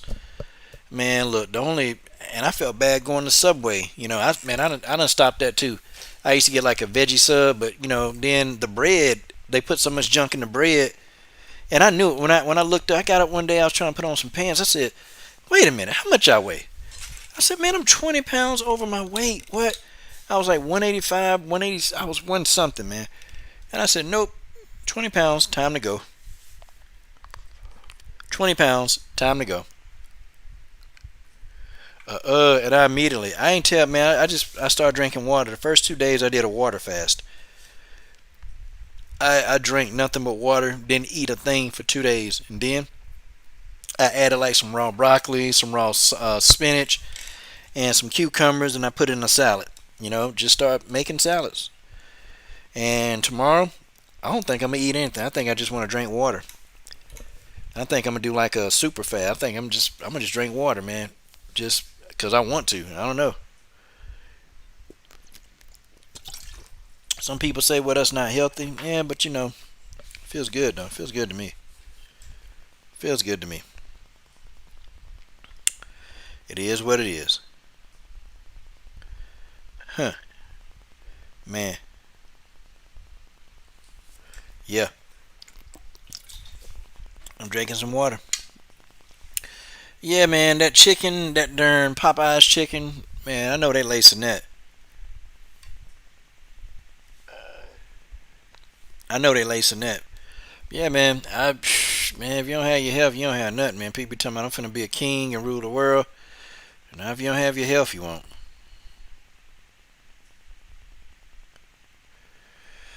I don't know. I don't eat tomatoes like that. I used to like tomatoes, but I eat lettuce. Yeah, yeah, but it's serious, man. After my days, after I'm done with this, I will. I think I'm gonna adopt it as a lifestyle, but how I'm gonna do it after I'm done with 60 days of water and raw veggies, I'm gonna put cooked food back in my diet, but I'm gonna continue not eating breakfast. Like I'm gonna drink water in the morning, but I am for lunch though. I am gonna I am gonna put a salad down. I'm gonna get a nice big salad, or I may even just do a smoothie for lunch and just continue that. And I may even just stop drinking even the almond milk. I might just because I put water in a green smoothie and I put the right mixture of it. It was good. It was actually good. I actually enjoyed it. Um, and somebody recommended like put some spring water in the smoothie and then just keep it thick and you'll like it. Um, and I think then I'm gonna come home and have like like my salad, my big meal like my salad. I may make my beans and my quinoa, my wild rice, maybe a slice of avocado on the side. See, I'm gonna adopt this as a lifestyle. I think I'm gonna just keep doing it because I think that there's something to it. So I'm gonna do it.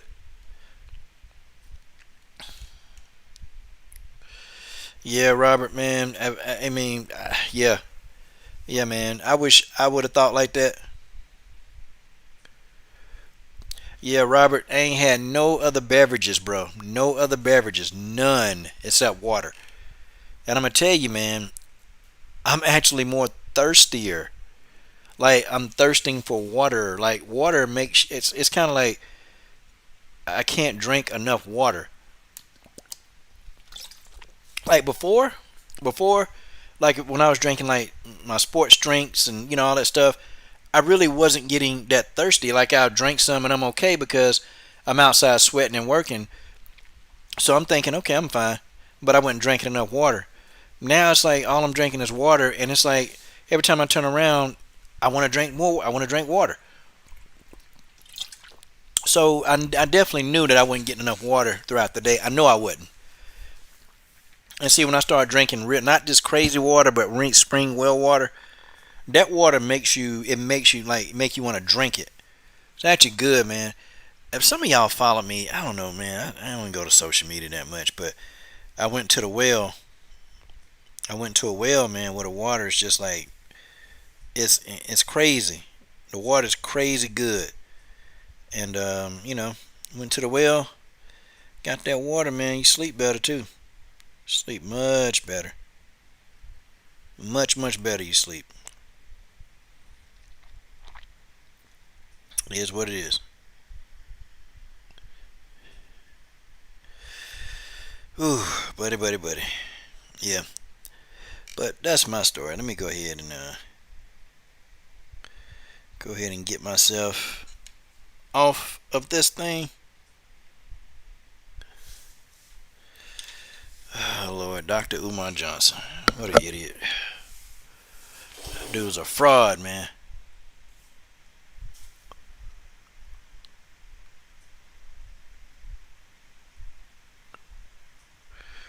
Yep, George, yeah. Your mom liked her coffee, egg, sausage, and pancakes in the morning. Yeah, you can love them. They just won't, that stuff won't love you back. I found that out the hard way, George. I found it out the hard way, you know. I was lucky that, the good Lord, God gave me another chance to try to get it right. I mean, that stuff didn't love me back. That stuff damn near killed me. It damn near killed me, man. But I used to joke like that too, Joe. I used to joke, man, all the time. I used to, but I don't joke about it no more, man. I don't. I stopped doing it because that stuff damn near killed me, man. That's why I be so like, man, I got to get myself right, I got to get myself right. I got to do the right thing because, folks, you just don't know. You just don't know. You just don't know. Wow. But guys, this is fun. This is a fun live stream. It's fun. Um, yeah, man. Yeah, George. Man, yeah, y'all country folk, man. Y'all probably grew everything, man, as a kid. You know? Back then, though, man, they didn't put all this stuff in the food. Like, back then, if you lived on a farm and you grew everything that you ate, like, you were in better shape. And even you can eat the meat back then. You can still eat the meat, and the meat wasn't like this stuff we have now. Like, meat, chickens, they ran around and ate the grass. They ate grass. They weren't packed inside of a crate and disease and all this other mess. Chickens were healthy back then, you know. They were healthy, so people could eat the chicken and not feel bad. No, yeah, if you overeat, no, it's an addiction. Trust me, if you overeat, it's an addiction. Trust me, I know. I used to overeat, and sometimes I do. And just being honest, man, that's an addiction that I had to make myself sit down and stop. I had to, because I believe all addictions somehow they kill you. They can. It's just how they kill you. How they kill you.